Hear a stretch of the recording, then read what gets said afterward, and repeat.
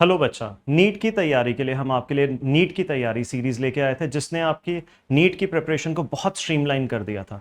Similarly री NEET की preparation के लिए हम आपके लिए लेके आए हैं मॉक टेस्ट और उनके डिटेल्ड सॉल्यूशंस। ये मॉक टेस्ट और इसके डिटेल्ड सॉल्यूशंस का शेड्यूल अवेलेबल है डिस्क्रिप्शन बॉक्स में। शेड्यूल्ड डेट पे ही हम वीडियो अपलोड करा करेंगे और एग्जामिनेशन पेपर भी आपको डिस्क्रिप्शन बॉक्स में पीडीएफ फॉर्म में मिल जाएगा। चलिए आज का पेपर डिस्कस करते हैं। फर्स्ट क्वेश्चन में उसने हमें क्या कहा है, दो आइडेंटिकल पार्टिकल्स हैं जिनके मासेस m ईच है, वो एक सर्कल में रिवॉल्व कर रहे हैं जिस सर्कल का रेडियस कितना है a, under mutual gravitational force of attraction. उसने हमसे पूछा क्या है, angular speed of the each particle कितना होगा। सो आपको कॉन्सेप्ट पता है, अगर कोई भी चीज सर्कल में रिवॉल्व करती है तो नेसेसरी है उसके ऊपर कोई ना कोई फोर्स टुवर्ड्स सेंटर लग रही होगी which will be acting as centripetal force. So as you can see in this question, ये जो हमारे पास दोनों पार्टिकल्स हैं m मास के, ये दोनों पार्टिकल्स को म्यूचुअल ग्रेविटेशनल फोर्स अट्रैक्ट करवा रही है और किसी एक पार्टिकल को आप ऑब्जर्व करें, उस पार्टिकल पे जो ग्रेविटेशनल फोर्स है टुवर्ड्स सेंटर आ रही है। तो जो ग्रेविटेशनल फोर्स टुवर्ड्स सेंटर आ रही है, यही gravitational force will act as centripetal force. तो बच्चा बस क्या करना है, ग्रेविटेशनल फोर्स निकालो, उसको सेंट्रीपिटल फोर्स के क्या कर दो, बराबर कर दो। तो ग्रेविटेशनल फोर्स कितनी आ रही है, इसके ऊपर ग्रेविटेशनल फोर्स लिखने लगे तो G product of masses upon separation का स्क्वायर, रेडियस a है तो सेपरेशन कितनी होगी बेटा 2a, तो 2a का स्क्वायर करेंगे तो हमारे पास कितना आएगा 4a square. This is the gravitational force and this is acting as centripetal force. Centripetal force को आप क्या लिख सकते हो, mv स्क्वायर बाय r या m omega square into radius. अब आपको ओमेगा निकालना है तो आप go with the m omega square r। तो सेंट्रीपिटल फोर्स को मैंने लिख दिया बेटा m omega square into radius. Radius कितना है हमारे पास a, यहां से बेटा m से m कैंसिल हो गया, ओमेगा की वैल्यू हमारे पास कितनी आ गई, root of gm by 4a cube. So कौन सा ऑप्शन करेक्ट हो गया, root gm by 4a cube. First option is the correct answer. चलिए नेक्स्ट क्वेश्चन पे चलते हैं। नेक्स्ट क्वेश्चन में आप ऑब्जर्व करें, नेक्स्ट क्वेश्चन में हमारे पास दो सफियर्स दिए हैं जिनका मटेरियल क्या है, सेम। दो मटेरियल जो हमारे पास सफियर्स है उनके मटेरियल को हमें सेम दिया हुआ है। अगर मटेरियल सेम है तो जो ग्राम स्पेसिफिक हीट होती है वो हमारे पास क्या होगी, सेम होगी दोनों मटेरियल्स के लिए। उनके डायामीटर्स हमें दिए हैं, डायामीटर्स का रेशो हमें कितना दिया है 1:3। डायामीटर का रेशो अगर 1:3 है तो रेडियस का रेशो भी क्या रहेगा बेटा 1:3। अब उसने हमसे पूछा क्या है, उसने हमसे पूछा है थर्मल कैपेसिटी, जिसको हम हीट कैपेसिटी भी कहते हैं। हीट कैपेसिटी की उसने हमसे रेशो पूछी है। हीट कैपेसिटी किसके बराबर होता है, आप सबको पता है हीट कैपेसिटी बराबर होता है mass of the body into gram specific heat. तो mass of the body into specific heat, दोनों की हीट कैपेसिटीज की रेशो लेंगे। जो आपको पता है स्पेसिफिक हीट्स जो होंगी वो तो सेम होंगी, कैंसिल हो जाएंगी, तो हमारे पास हीट कैपेसिटी की रेशो मासेस की रेशो के बराबर आएगी। अब सफियर है तो मासेस को क्या लिख सकता हूं, डेंसिटी इंटू वॉल्यूम। तो डेंसिटी इंटू वॉल्यूम लिखा, यहां से हमारे पास रो इंटू 4/3 पाई कैंसिल हो गया। अब रेडियस की रेशो यहां पे पुट कर दो तो 1:3 का क्या करना है, क्यूब करना है। तो 1:3 का क्यूब करेंगे तो 3 का क्यूब कितना हो जाएगा 27। तो हमारे पास आंसर आएगा 1:27। चलिए नेक्स्ट क्वेश्चन। नेक्स्ट क्वेश्चन आप ऑब्जर्व करें, this is from the EM wave chapter. ठीक है, EM wave chapter, EM wave में हमें उसने क्या बोला, एक इलेक्ट्रोमैग्नेटिक वेव है जो मीडियम में ट्रैवल कर रही है, तो वेलोसिटी इन मीडियम दे दिया, वेलोसिटी इन मीडियम दे दिया। उसके बाद उसने हमें क्या दी है, रिलेटिव परमेबिलिटी दी है। रिलेटिव परमेबिलिटी मतलब म्यू आर दिया है। और उसने पूछा क्या है, रिलेटिव परमिटिविटी मतलब एप्सिलॉन आर पूछा है। आपको याद होगा ईएम वेव में मैंने आपको पढ़ाया था कि वेलोसिटी इन मीडियम किसके बराबर होती है, वेलोसिटी इन मीडियम बराबर होती है speed in vacuum divided by refractive index. Refractive index को क्या लिखते थे, root of mu R epsilon R. यहां पे वैल्यूज पुट कर दो, वेलोसिटी इन मीडियम कितनी है 1.5 इंटू 10⁸ और स्पीड इन वैक्यूम कितना होगा 3 इंटू 10⁸। तो ये चीज बेटा 2 पे कैंसिल हो गई, इसको इधर ले आओ और स्क्वायरिंग बोथ साइड्स, तो म्यू आर एप्सिलॉन आर का स्क्वायर करेंगे तो that will be equals to 4।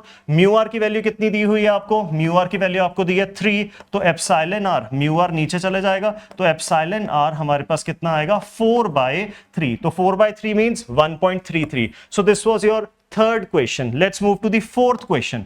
Fourth question को अगर आप बेटा ध्यान से पढ़े, फोर्थ क्वेश्चन हमारे पास एसएचएम चैप्टर से है।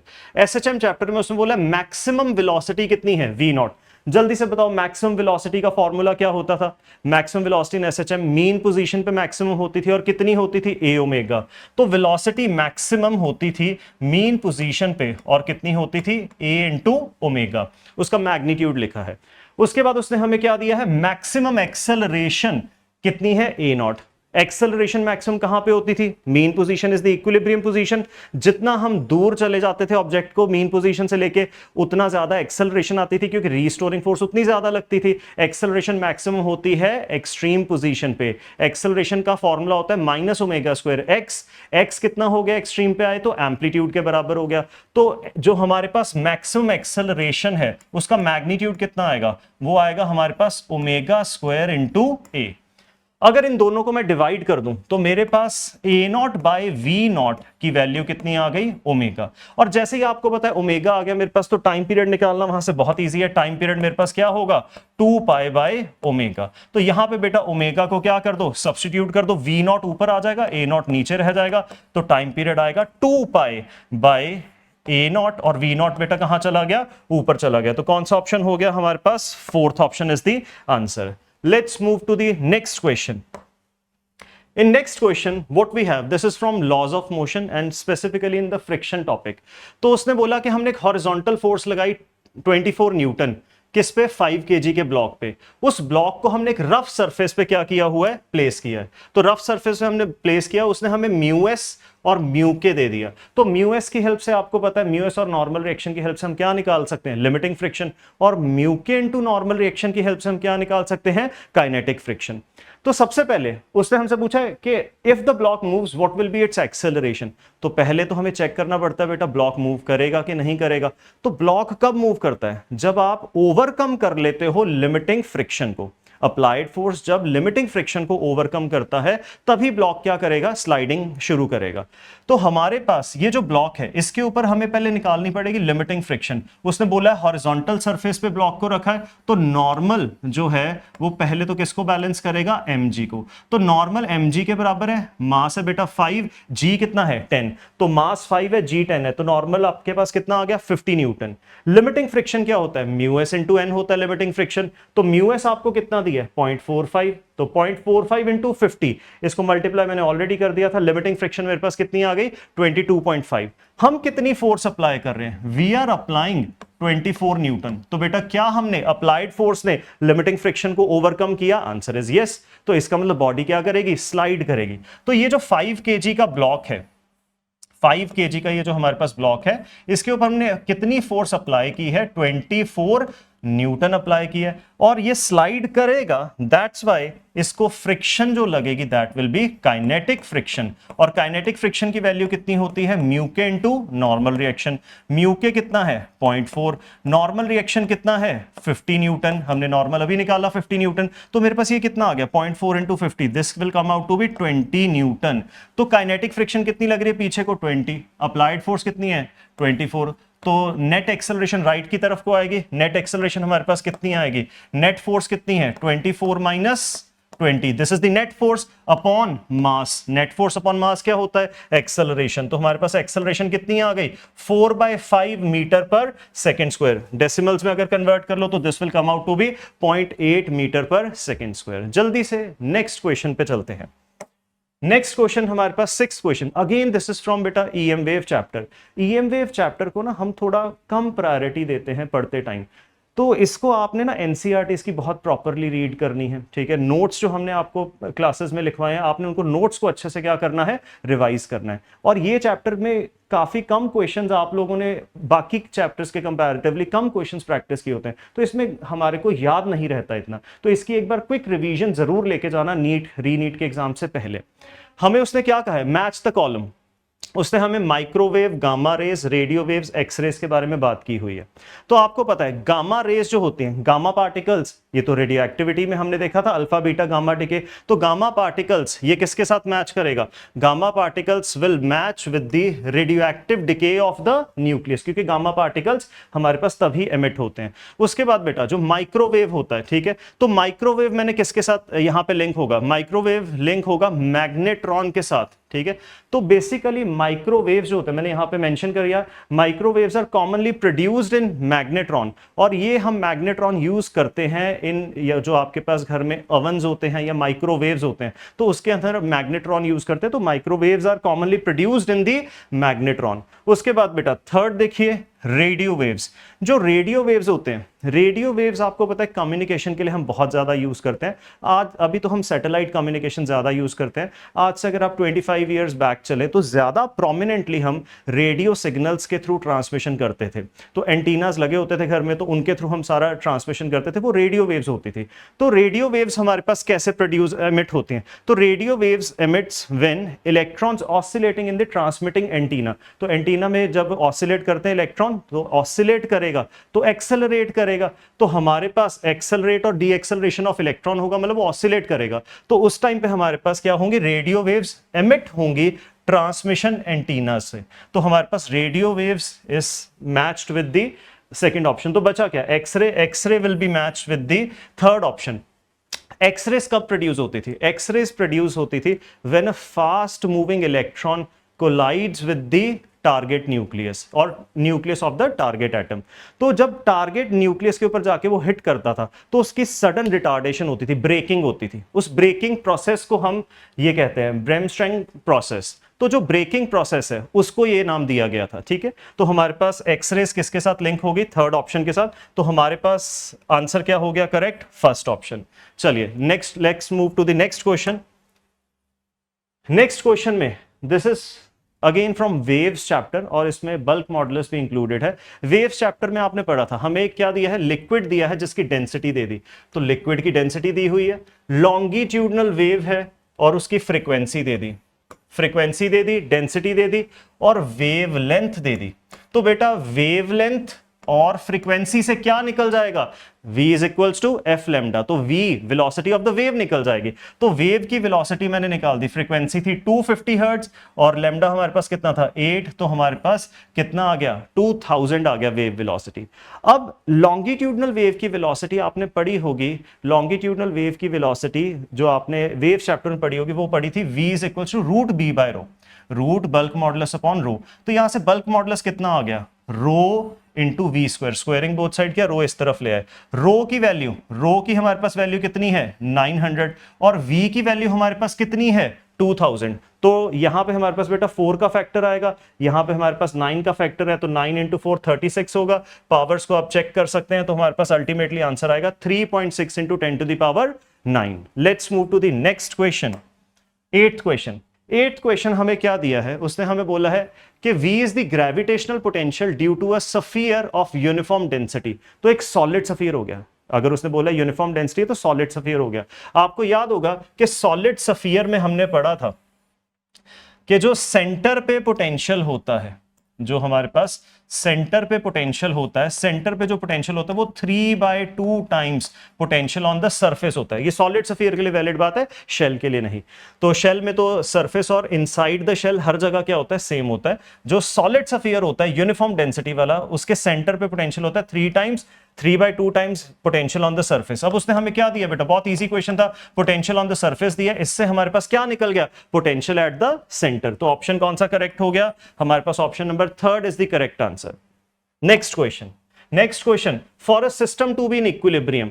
सिस्टम अगर हमें इक्विलिब्रियम में चाहिए तो ट्रांसलेशनल इक्विलिब्रियम के लिए उसके ऊपर नेट फोर्स 0 होनी चाहिए, और रोटेशनल इक्विलिब्रियम के उसके ऊपर नेट टॉर्क 0 होना चाहिए। बट नेट टॉर्क किस पॉइंट के अबाउट 0 होना चाहिए? हर पॉइंट के अबाउट। अगर बॉडी टोटल इक्विलिब्रियम है तो net torque should be 0 about every point, whether the point is on the system और आउटसाइड द सिस्टम। सो हमारे पास आंसर क्या आ जाएगा? Third option. Let's move to the next 10th question.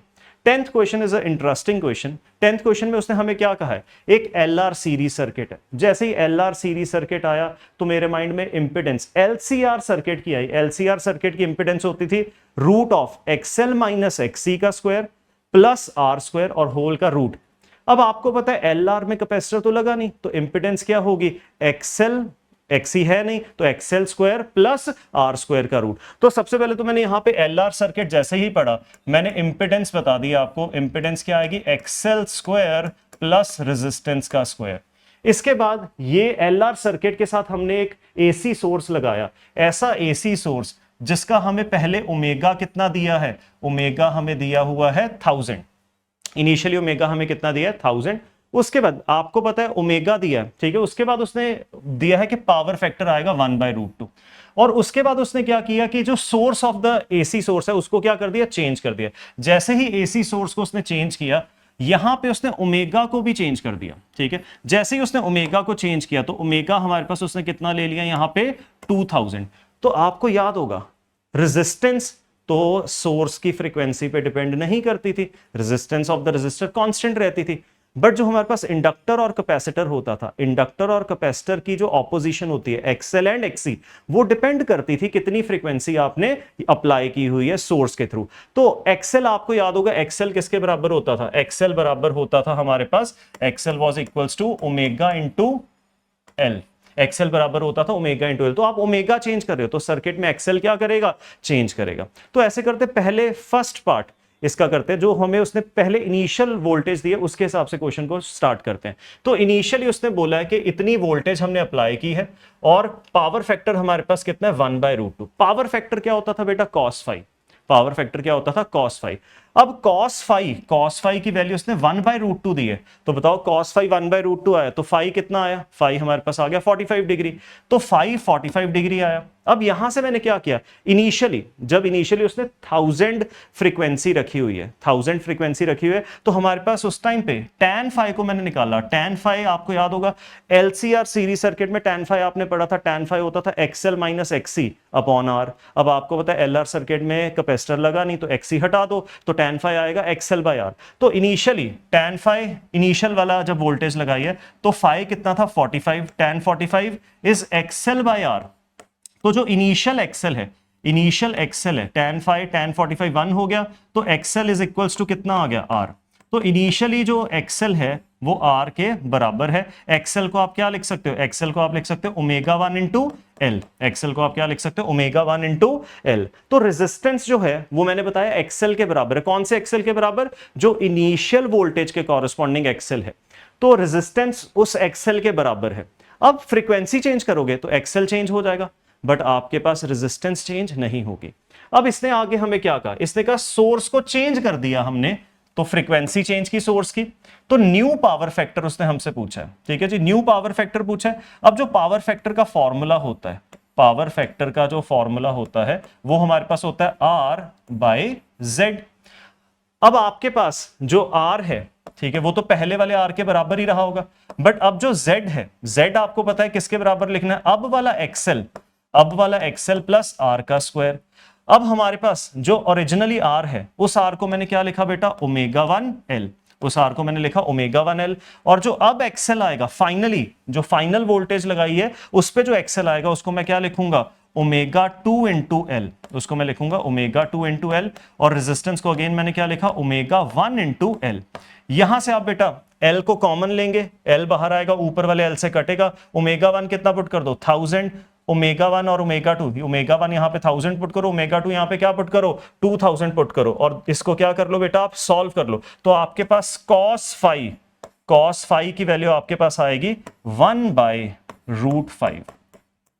Check कर सकते हैं आप सॉल्व करके, वर्बली अगर कर दूं, यहां पे 1000 था, यहां पे 2000 था, तो 2 का स्क्वायर 4 वाला फैक्टर बनेगा, यहां पे 1000 का स्क्वायर तो 1 वाला फैक्टर बनेगा, तो नीचे क्या आ रहा है √5 आ रहा है, ऊपर 1000 था, तो 1/√5 will be the correct option. आप पूरा सॉल्व करके देख सकते हैं। Next question, 11th question is from polarisation topic. Polarisation topic में आपने पढ़ा था कि methods to polarise unpolarised wave, सबसे अच्छा जो मेथड और इंपॉर्टेंट मेथड हमने पढ़ा था बाय यूजिंग पोलरॉइड्स।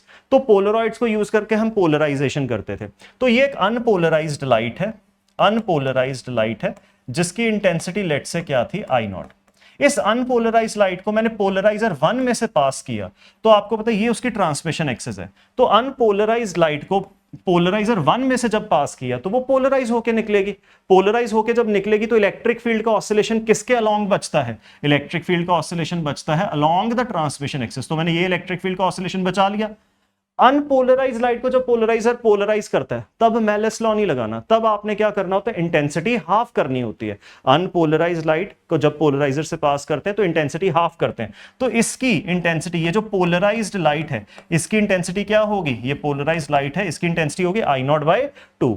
अब आपने क्या किया, पोलराइज्ड लाइट को पोलराइजर में से पास कर दिया दोबारा से।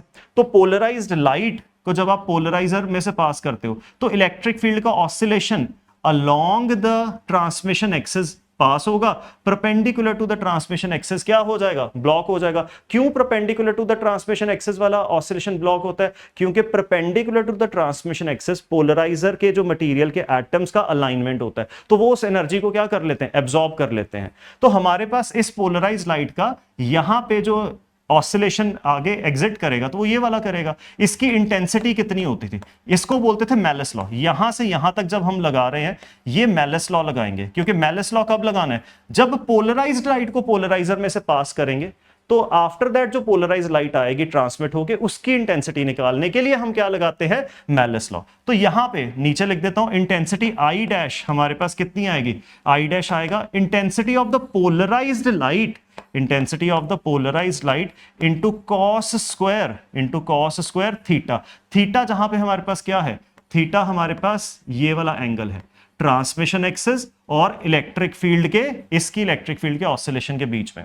नाउ अगर आप क्या करो, ये जो हमारे पास आप ट्रांसमिशन एक्सिस, अगर आप ये पोलराइड को आप क्या करेंगे, पोलराइजर को आप रोटेट करेंगे, तो रोटेट करोगे तो थीटा इसमें क्या हो जाएगा, चेंज होगा। तो थीटा चेंज होगा तो हमारे पास थीटा चेंज होगा तो उससे हमारे पास कॉस थीटा चेंज होगा, उससे हमारे पास इंटेंसिटी का क्या आएगा, वेरिएशन आएगा।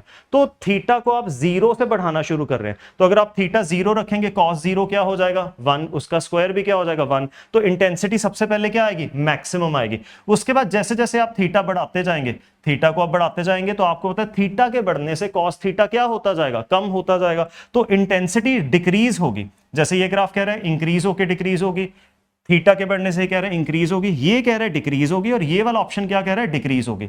बट ये दोनों ऑप्शंस में, ये ग्राफ स्ट्रेट लाइन है, ये ग्राफ कर्व्ड है। एक्चुअली जो ग्राफ बनना चाहिए वो इंटेंसिटी का कॉस स्क्वायर थीटा के अकॉर्डिंगली बनना चाहिए, तो डेफिनेटली स्ट्रेट लाइन ग्राफ नहीं होगा। सो ऑप्शन करेक्ट जो होगा हमारे पास कौन सा होगा, fourth option. Let's move to the next question. Next question is from topic photo electric emission. Photo electric emission में उसने हमें क्या कहा है, थ्रेशोल्ड फ्रीक्वेंसी f0, इंसिडेंट पहले एक रेडिएशन कराई 2f0 फ्रीक्वेंसी की, उस टाइम पे जो काइनेटिक एनर्जी मैक्सिमम इलेक्ट्रॉन, जो मैक्सिमम काइनेटिक एनर्जी वाला इलेक्ट्रॉन होगा उसकी स्पीड मैक्सिमम होगी कितनी है, v1। उसके बाद इंसिडेंट एनर्जी बढ़ा दी, इंसिडेंट एनर्जी बढ़ा दी कैसे, इंसिडेंट रेडिएशन की फ्रीक्वेंसी को उसने इंक्रीज कर दिया। तो उस टाइम पे मैक्सिमम वेलोसिटी जो इलेक्ट्रॉन इजेक्ट होगा उसकी वेलोसिटी कितनी बताई उसने, v2 बताई। और हमसे उसने पूछा मैक्सिमम वेलोसिटी जो पहले केस में आई इलेक्ट्रॉन की और जो दूसरे केस में मैक्सिमम वेलोसिटी आई इलेक्ट्रॉन की, उसका क्या बता दो, रेशो। तो टॉपिक याद करते हैं थोड़ा सा। इंसिडेंट एनर्जी वो किसके बराबर होती थी, वर्क फंक्शन प्लस के मैक्स। तो के मैक्स किसके बराबर हो गया, एनर्जी माइनस वर्क फंक्शन। तो के मैक्स क्या होगा, हाफ एम वी मैक्स का square, this is equals to E minus work function. तो यहां पे बेटा जो वी स्क्वायर है, वी स्क्वायर की वैल्यू है 2/m ई माइनस वर्क फंक्शन। अब ऐसे करते दोनों केसेस की जो v मैक्स है वो उसकी वैल्यू निकालते हैं और उनको क्या कर देंगे, डिवाइड। तो पहले केस में इंसिडेंट रेडिएशन उसकी फ्रीक्वेंसी कितनी है, f0। तो पहले केस में जो v मैक्स आएगा दैट विल बी 2/m, और यहां पे एनर्जी क्या बोलूंगा, h into incident frequency that is 2f0, और वर्क फंक्शन को क्या बोलूंगा, h into threshold frequency that is f0। तो यहां से v1 की वैल्यू आ गई, v1 स्क्वायर की वैल्यू मेरे पास कितनी आई, 2/m, and this is h f0, 2/m h f0। इसी तरह से इसी फॉर्मूले को यूज करके मैं v2 निकालने लगा हूं। तो v2 निकालेंगे, v2 का स्क्वायर आएगा 2/m इंसिडेंट एनर्जी। अब आपने इंसिडेंट एनर्जी कितनी कर दी, फ्रीक्वेंसी कर दी 6 टाइम f0, तो आपके पास h into 6 times f0, incident energy आएगी h into 6 times f0 minus work function कितना है वो तो सेम रहेगा, h इंटू f0। तो ये आपके पास 6f0 माइनस आपके पास कितना हो गया, f0। So this will come out to be 5h f0, this will come out to be 5h f0। तो यहां से बेटा v2 की वैल्यू आ गई। तो अब आप क्या करो, v2 और v1 को जस्ट क्या कर दो, डिवाइड कर दो। तो v2 और v1 का रेशियो निकालना है, तो v1 अपॉन v2 इन दोनों इक्वेशंस को डिवाइड किया, उसका स्क्वायर मेरे पास किसके बराबर आया 1/5 के बराबर है, उसका स्क्वायर जो आया that is equals to 1/5। Now इसका रूट कर देंगे तो v1/v2 that will be equals to 1/√5। So correct option is second option. तो हमारे पास सेकंड ऑप्शन इसमें करेक्ट हो गया। Let's move to the next question. Next question is from thermodynamics. Thermodynamics में कौन सा प्रोसेस है? एडियाबैटिक प्रोसेस है। एडियाबैटिक प्रोसेस में उसने हमसे क्या पूछा है? Work done. जल्दी से याद करके बताओ वर्क डन का क्या फॉर्मूला होता था एडियाबैटिक प्रोसेस में? nr delta T upon gamma -1। तो वर्क डन का फॉर्मूला होता था nr delta T upon gamma -1। अब आपको नंबर ऑफ मोल्स कितने दिए हैं? नंबर ऑफ मोल्स दिए हैं बेटा 1 into R delta T. Temperature आप देख रहे हैं कितना राइज कर दिया आपने। Change in Celsius change in kelvin बराबर होता है, वैसे चेंज इन केल्विन चाहिए बट वो सेल्सियस वाले चेंज के बराबर होता है, तो that is 100 kelvin divided by gamma. कौन सी गैस दी है? Hydrogen gas, diatomic gas. Monoatomic का जो गामा होता है 5/3, डायटोमिक का होता है 7/5, तो ट्राइटोमिक का होता है 4/3। तो हमें डायटोमिक गैस दी है तो यहां पे मैंने पुट किया 7/5 -1। So this will come out to be 100 R upon 2/5। तो 5 ऊपर जाएगा, 500 अपॉन 2 250 आर। तो वर्क डन हमारे पास कितना आया? 250 R. This is question number 13।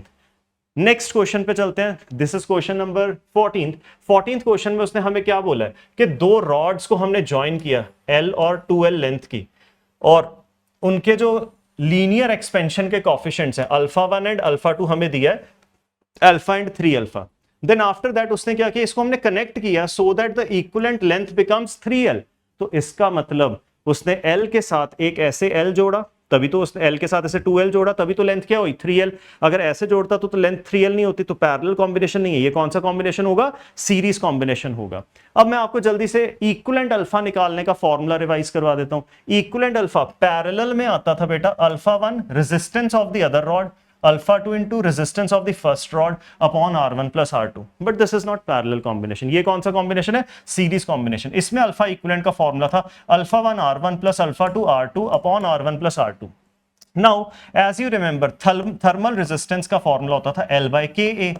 Thermal resistance का फॉर्मूला होता था L/Ka। तो हमारे पास जो थर्मल रेजिस्टेंस का फॉर्मूला था, रेजिस्टेंस लेंथ के क्या है? प्रोपोर्शनल है। तो यहां से रेजिस्टेंस की जगह मैं क्या लिख सकता हूं? लेंथ लिख सकता हूं। तो alpha equivalent will be α1 L1 plus α2 L2 divided by L1 plus L2। तो α1 कितना है? फॉर्मूले में वैल्यूज पुट करते हैं। α1 मेरे पास है अल्फा, L1 कितनी है? L प्लस α2 कितना है? 3α, और L2 कितना है? 2L। L2 हमारे पास कितना है? 2L। So this is upon L1 plus L2, L plus 2L that is 3L। ऊपर आप देखिए, ऊपर है 6 प्लस 1 7 अल्फा L, और नीचे हमारे पास कितना है? 3L। L से L क्या कर दो बेटा? कैंसिल कर दो। तो आंसर हमारे पास क्या आएगा? 7/3 अल्फा। ठीक है, मोस्ट लाइकली पैरेलल में भी पूछा जा सकता है क्वेश्चन, तो मैंने पैरेलल का फॉर्मूला भी मेंशन किया हुआ है। Next question 15th question is from topic collision. इसमें उसने हमें क्या दिया? एक अल्फा पार्टिकल एक न्यूक्लियस जो कि रेस्ट पे उस पर कोलाइड करता है और अपनी 64% एनर्जी लूज कर देता है और बैकवर्ड आता है। कोलिजन हमें दी है 1D इलास्टिक कोलिजन। तो 1D इलास्टिक कोलिजन में हमने आपको दो फॉर्मूलाज करवाए थे इसी पर्टिकुलर केस के लिए valid, fraction of the kinetic energy retained and fraction of the kinetic energy transferred. तो अगर 64% उसका लॉस हो गया तो रिटेन्ड कितनी है अल्फा पार्टिकल के पास? 36%। तो 36% काइनेटिक एनर्जी रिटेन्ड है। तो काइनेटिक एनर्जी रिटेन्ड का फॉर्मूला क्या करवाया था? वो था difference of the mass upon sum of the masses, इसका स्क्वायर। ये हमारे पास क्या था? Fraction of the kinetic energy retained. और ऐसे ट्रांसफर्ड वाला भी था 4m1m2 upon m1 plus m2 का नीचे डिनोमिनेटर में होल स्क्वायर। तो हमारे पास ये fraction of the kinetic energy retained से कर लेते हैं। रिटेन्ड कितनी है? 64% अल्फा पार्टिकल ने लूज कर दी, तो रिटेन्ड कितनी है? 36%। तो फ्रैक्शन कितना हो गया? 36/100। अल्फा पार्टिकल का मास स्मॉल m मान लो और न्यूक्लियस का मास क्या मान लो? Capital M। जस्ट अब यहां पे आप m - m upon m plus m, इसका बेटा क्या है, स्क्वायर है, इस तरफ लाके क्या कर लो, रूट कर लो, तो this will become 6/10 is equals to m minus small m upon m plus capital M. Let's just cross multiply this, cross multiply करेंगे तो we will get 6m plus 6 into small m is equals to 10 capital M minus 10 into small m. अब small m वाली terms एक तरफ कर लो और capital M वाली terms एक तरफ करो, ये इधर आ गया 16 स्मॉल m हो गया और ये बेटा इधर चला गया, तो क्या हो गया हमारे पास 4m हो गया, 4 से 16 कटा तो कैपिटल M किसके बराबर आया, 4 टाइम्स स्मॉल m के बराबर आया. कौन सा ऑप्शन करेक्ट है, first option is the correct answer. Next question, next question हमारे पास जो है that is from the topic अब जो हमारे पास फ्लूइड्स वाला चैप्टर है. फ्लूइड्स वाले चैप्टर में सरफेस टेंशन से ये हमारे पास नेक्स्ट क्वेश्चन है. इसमें उसने हमें क्या कहा, एक हमारे पास हॉलो पाइप थी, प्लैटिनम ट्यूब है, तो प्लैटिनम ट्यूब है, उसका इनर रेडियस और आउटर रेडियस हमें कितना दिया, डायमीटर्स दिए, तो इनर डायमीटर r दिया है, आउटर डायमीटर क्या दिया है 2r, तो इनर रेडियस कितना हो गया r/2, आउटर रेडियस कितना हो गया 2r का हाफ करो, आउटर रेडियस अपने पास क्या है r. तो एक हमारे पास ऐसे पाइप थी जिसका इनर रेडियस बेटा कितना है, इनर रेडियस है r/2 और आउटर रेडियस कितना है, आउटर रेडियस है r के बराबर. अब इसको हमने कट करके एक रिंग बना ली, तो मैंने सीधा सीधा आपको रिंग शो की हुई है, तो ये रिंग है आपके पास. इस रिंग को हमने वाटर में ऐसे सरफेस पे डिप किया, तो आपको पता है जो वाटर की सरफेस टेंशन की जो फिल्म है, फिल्म इसके साथ क्या हो जाएगी, अटैच हो जाएगी. फिल्म कहां कहां अटैच होगी, तो जल्दी से देखते हैं. फिल्म अटैच होगी ये वाली लेंथ पे, देखो लिक्विड यहां पे अंदर वाली साइड पे आएगा, तो फिल्म यहां पे अटैच होगी.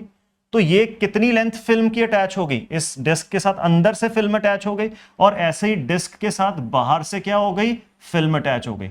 तो अंदर से कितनी लेंथ फिल्म की अटैच हुई है, 2π इंटू आर इनर, और बाहर वाली साइड से यहां पे ऐसे लिक्विड है, वाटर है बेसिकली, इधर वाटर है, तो बाहर वाली साइड से वाटर जो फिल्म है, वाटर की फिल्म कितनी लेंथ की अटैच होगी, 2π r आउटर, और सिमिलरली इनर से भी फिल्म अटैच्ड है. अब इसका वेट इसको नीचे पुल कर रहा है, हमें इसको ऊपर खींचना है, तो एक तो वेट को ओवरकम करना है और उसके बाद सरफेस टेंशन फोर्स लगा के इसको होल्ड kरेगी, हमें उस सरफेस टेंशन वाली फोर्स को भी क्या करना है, ओवरकम करना है. तो वेट को उसने बोल दिया कि वेट के अलावा एफ फोर्स लगाई है, वेट को ओवरकम कर लिया, उसके अलावा जो फोर्स लगाई एफ, वो कितनी है, तो वो एफ किसके लिए जा रही है, वो तो सरफेस टेंशन की फोर्स को ओवरकम करने के लिए जा रही है. तो force due to surface tension कितना होता था, surface tension into length of the film attached. तो हमारे पास सरफेस टेंशन कितनी है, एस, इनर वाली साइड से कितना लिक्विड वाटर का फिल्म अटैच हुआ था, कितनी लेंथ अटैच हुई थी, एस इंटू 2π r इनर कितना है r/2.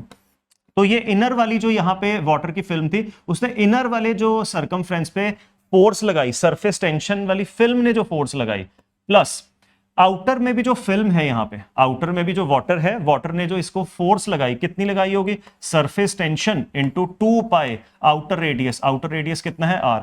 तो इतनी सरफेस टेंशन की वजह से इसके इनर वाली साइड और आउटर वाली साइड पे कोलैबोरेटिवली फोर्स लग रही है. सो आपको दिख रहा है ये कितनी फोर्स हो गई, ये फोर्स हो गई 3s/r. तो 3s/r इतनी फोर्स इसको सरफेस टेंशन लगा के होल्ड करेगी, तो F फोर्स इसी को ओवरकम करेगी, तो F फोर्स इसके बराबर होना चाहिए. तो F कितनी हो गई, F आपके पास हो गई 3s/r. तो उसने पूछा था सरफेस टेंशन कितनी है, उसने हमसे पूछा था देन दी सरफेस टेंशन कितनी है. तो सरफेस टेंशन बेटा मेरे पास कितनी आ गई, F/3πr. इंपॉर्टेंट क्वेश्चन है, आंसर हमारे पास कौन सा हो गया, third option. Let's move to the next 17th question. 17th question again from the waves topic. Waves topic से है, इसमें हमें वेव की इक्वेशन दी हुई है, तो वेव की इक्वेशन दी हुई है, इसको पहले अंदर मल्टीप्लाई कर लिया करो. तो ये क्या बन गई इक्वेशन, 10 sin 5π/2 10 sin 5π/2t minus 5π/2 into x/12. तो पहले तो इस π/2 को आपने, let's move to the next question. 17th question. 17th क्वेश्चन हमारे पास एक वेव इक्वेशन दी हुई है, ट्रैवलिंग वेव है, उसकी इक्वेशन दी है. जैसे ही इक्वेशन दिखती है, ये π/2 बाहर दिखता है, इसको पहले बेटा अंदर मल्टीप्लाई कर लो. तो जैसे इसको अंदर मल्टीप्लाई करूंगा, this will become 10 sin 5π/2t, और π/2 इधर अंदर आके मल्टीप्लाई होगा, तो हमारे पास क्या हो जाएगा, πx/12 into 2 that will B 24. चलिए जी, अब आपको याद होगा आपके पास ये होता था बेटा amplitude, this is the amplitude of the equation, और हमारे पास ये होता है ओमेगा, और ये हमारे पास क्या हो गया, के हो गया। आपको याद होगा उसने पूछा क्या है, पहले ये देख लेते, पूछा है उसने वेव वेलोसिटी। वेव वेलोसिटी का फॉर्मूला क्या था, वेव वेलोसिटी का फॉर्मूला था ओमेगा बाय के। तो वेव वेलोसिटी का फॉर्मूला लगा दिया बेटा मैंने यहाँ पे, ओमेगा बाय के। ओमेगा आपके पास कितना है 5 पाई बाय 2, और के आपके पास कितना है, के है आपके पास पाई बाय 24। तो ये पाई से बेटा पाई कटेगा, 2 से ये 12 पे जाएगा, 12 ऊपर आएगा, मल्टीप्लाई होगा, कितना आ जाएगा आंसर 5 इंटू 12 60। तो वेव वेलोसिटी कितनी आएगी 60, और यूनिट्स का वैसे ध्यान रखना है, यूनिट्स वैसे इसमें दिए नहीं है तो यूनिट्स का ध्यान रखना है। तो 60 मीटर पर सेकंड आ गई आपके पास। तो दो ऑप्शंस है। इसके बाद पॉजिटिव एक्स डायरेक्शन में वेव ट्रैवल कर रही है कि नेगेटिव एक्स डायरेक्शन में, तो उसके लिए क्या देखते थे, अगर यहां पे माइनस के एक्स है तो वेव चलती थी पॉजिटिव एक्स डायरेक्शन में, अगर यहां पे प्लस के एक्स होता तो वेव चलती थी नेगेटिव एक्स डायरेक्शन में। अब यहां पे माइनस के एक्स, तो वेव किस में जाएगी, पॉजिटिव एक्स डायरेक्शन में। तो correct answer will B second option. Next question 18th question. 18th question इस बहुत इजी है, और नीट में बार बार ऐसे 2-3 बार क्वेश्चन आ चुके हैं, यूनिफॉर्म सर्कुलर मोशन टॉपिक से है। उसने क्या बोला, यूनिफॉर्म सर्कुलर मोशन हो रहा है, कैसे बताया उसने, बोला पार्टिकल एक सर्कल में घूम रहा है विद यूनिफॉर्म स्पीड। तो यूनिफॉर्म स्पीड से पार्टिकल एक सर्कल में रिवॉल्व कर रहा है, तो स्पीड चेंज नहीं होगी, स्पीड चेंज नहीं होगी। तो स्पीड को हर बार मैंने v ही दिखाया है, स्पीड चेंज नहीं हो रही, बट आप देख रहे हो वेलोसिटी की डायरेक्शन क्या हो रही है, चेंज हो रही है। तो वेलोसिटी लॉन्ग टेंजेंट होती है, तो वेलोसिटी की डायरेक्शन चेंज हो रही है। तो अगर वेलोसिटी चेंज हो रही है तो देयर मस्ट बी एक्सेलरेशन।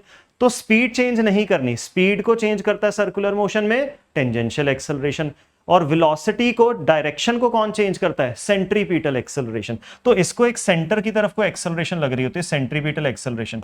तो हर बार वो सेंटर की तरफ को आएगी, हर बार सेंट्रीपिटल एक्सेलरेशन ऐसे सेंटर की तरफ को आएगी।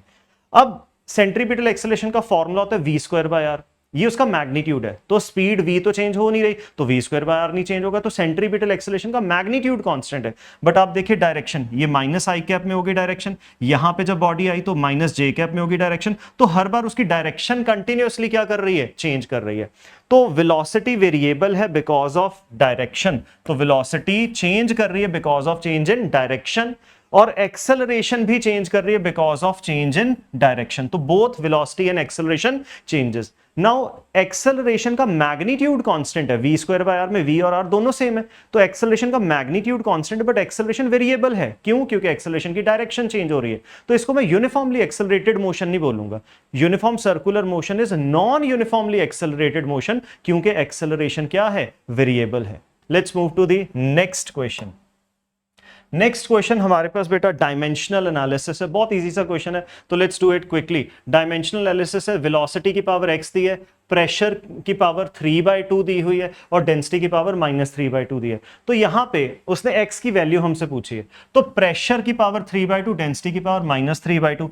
तो यहां पे प्रेशर का डायमेंशनल फॉर्मूला पुट किया, डेंसिटी का डायमेंशनल फॉर्मूला पुट किया। m की पावर यहां से कितनी आ रही है 3/2, यहां से m की पावर कितनी आ रही है -3/2। तो कोलैबोरेटिवली कितनी आएगी, -3/2 + 3/2 0। तो m की पावर कितनी हो गई 0। l की पावर चेक करो, यहां से l की पावर आई -3/2, यहां से l की पावर आई +9/2।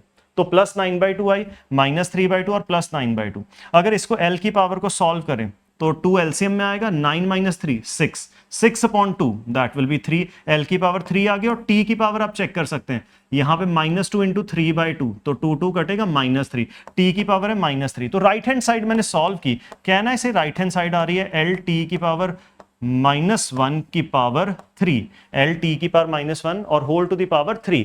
तो ये चीज कहना है, ये तो मेरे पास क्या है, वेलोसिटी। तो वेलोसिटी की पावर क्या आ गई, 3 आ गई, lt -1 इज वेलोसिटी। तो v की पावर x इज v की पावर 3, तो x किसके बराबर आ गया, 3 के बराबर आ गया। तो ऑप्शन कौन सा करेक्ट हो गया, third option is the correct answer. Let's move to the next question. Next question हमारे पास प्रोजेक्टाइल मोशन से है। प्रोजेक्टाइल मोशन में उसने हमें क्या दिया, एक XY प्लेन में हमने प्रोजेक्ट की है पार्टिकल को, उसकी इक्वेशन ऑफ ट्रेजेक्ट्री दी हुई है। इक्वेशन ऑफ ट्रेजेक्ट्री दी है, a और b हमें क्या दिए हैं, constants. y-axis, if y-axis is along vertical direction, maximum height attained by the projectile पूछा। तो ध्यान से देखो इसको कैसे करेंगे। जस्ट पहले मैथमेटिक्स करते हैं, जो मैं कह रहा हूं वो देखते हैं। y इज इक्वल्स टू क्या दिया है, ax minus B X square.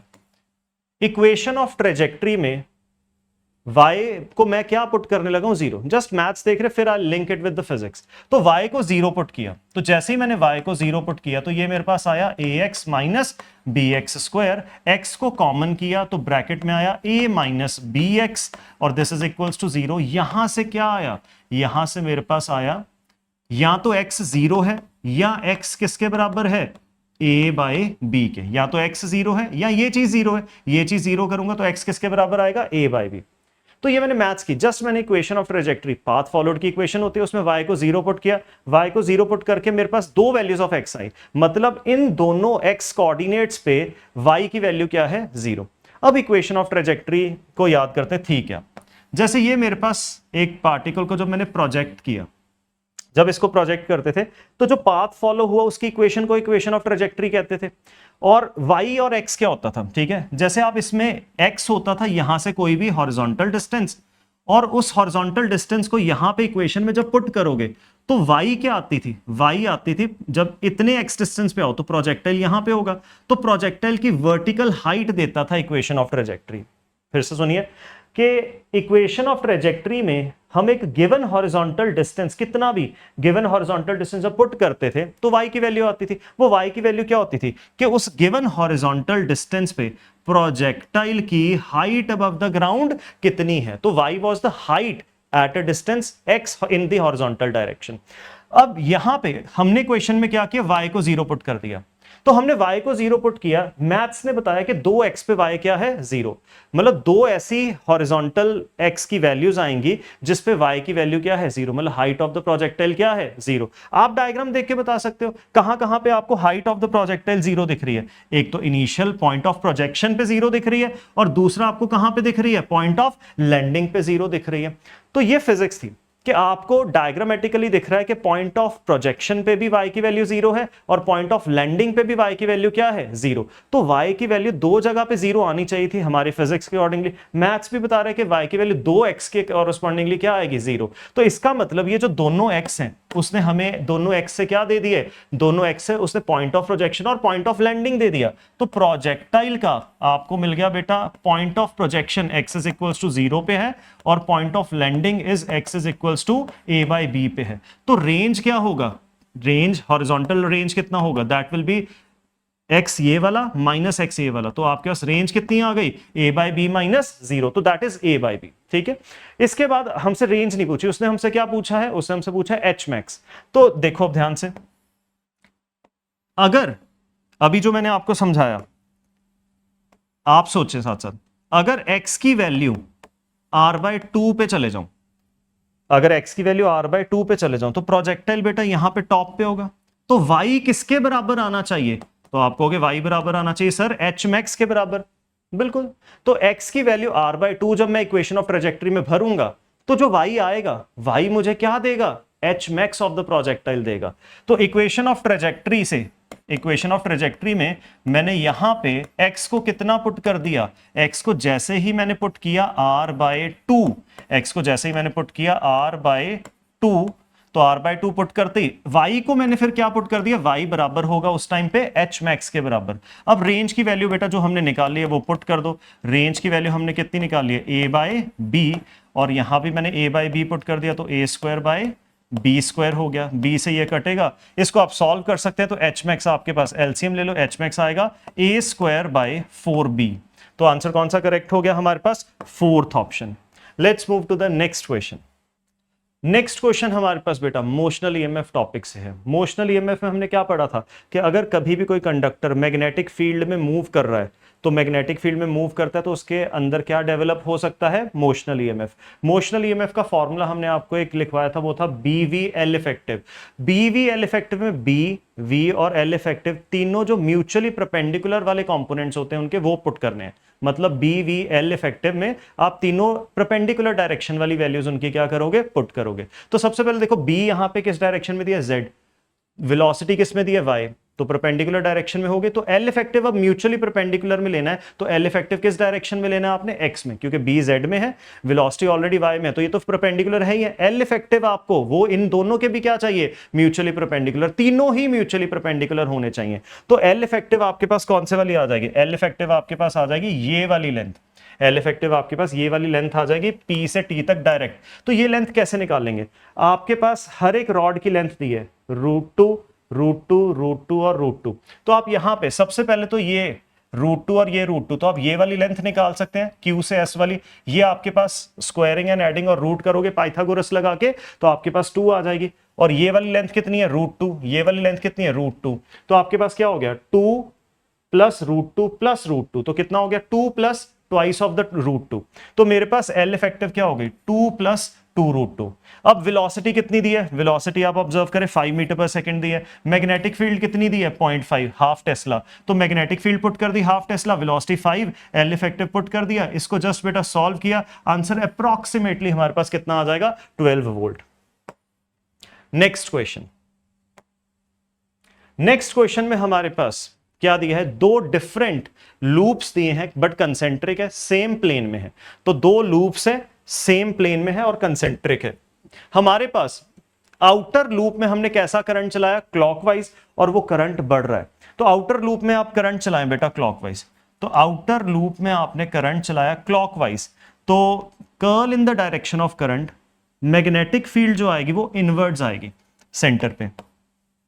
अब आप करंट की वैल्यू बढ़ाएंगे तो इनवर्ड मैग्नेटिक फील्ड क्या करेगी, जो प्रोड्यूस हुई बढ़ेगी, इनवर्ड मैग्नेटिक फील्ड बढ़ रही है। अब आप इनर लूप देखें, इनर जो लूप है उसके अंदर इनवर्ड मैग्नेटिक फील्ड आ रही है और वो बढ़ती जा रही है।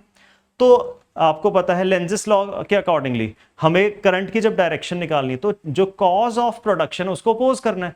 तो इनवर्ड फ्लक्स बढ़ रहा है, इनवर्ड फ्लक्स बढ़ रहा है तो बढ़ने से रोकना है, ठीक है, इनवर्ड फ्लक्स बढ़ रहा है तो बढ़ने से रोकना है। तो फील्ड अंदर वाली बढ़ रही है, उसको बढ़ने से कैसे रोकेंगे, इंड्यूस्ड करंट की वजह से जो फील्ड आए वो ऑपोजिट में आए, तभी तो इनवर्ड फील्ड को बढ़ने से रोका। और अगर ऐसा ही होता, करंट कम हो रहा होता, तो हमारे पास मैग्नेटिक फील्ड भी अंदर जो जा रही होती वो कम हो रही होती। तो अगर डिक्रीजिंग मैग्नेटिक फील्ड होती तो इनवर्ड फ्लक्स डिक्रीज होता। तो हमने इनवर्ड फ्लक्स का डिक्रीज को डिक्रीज होने से रोकना है।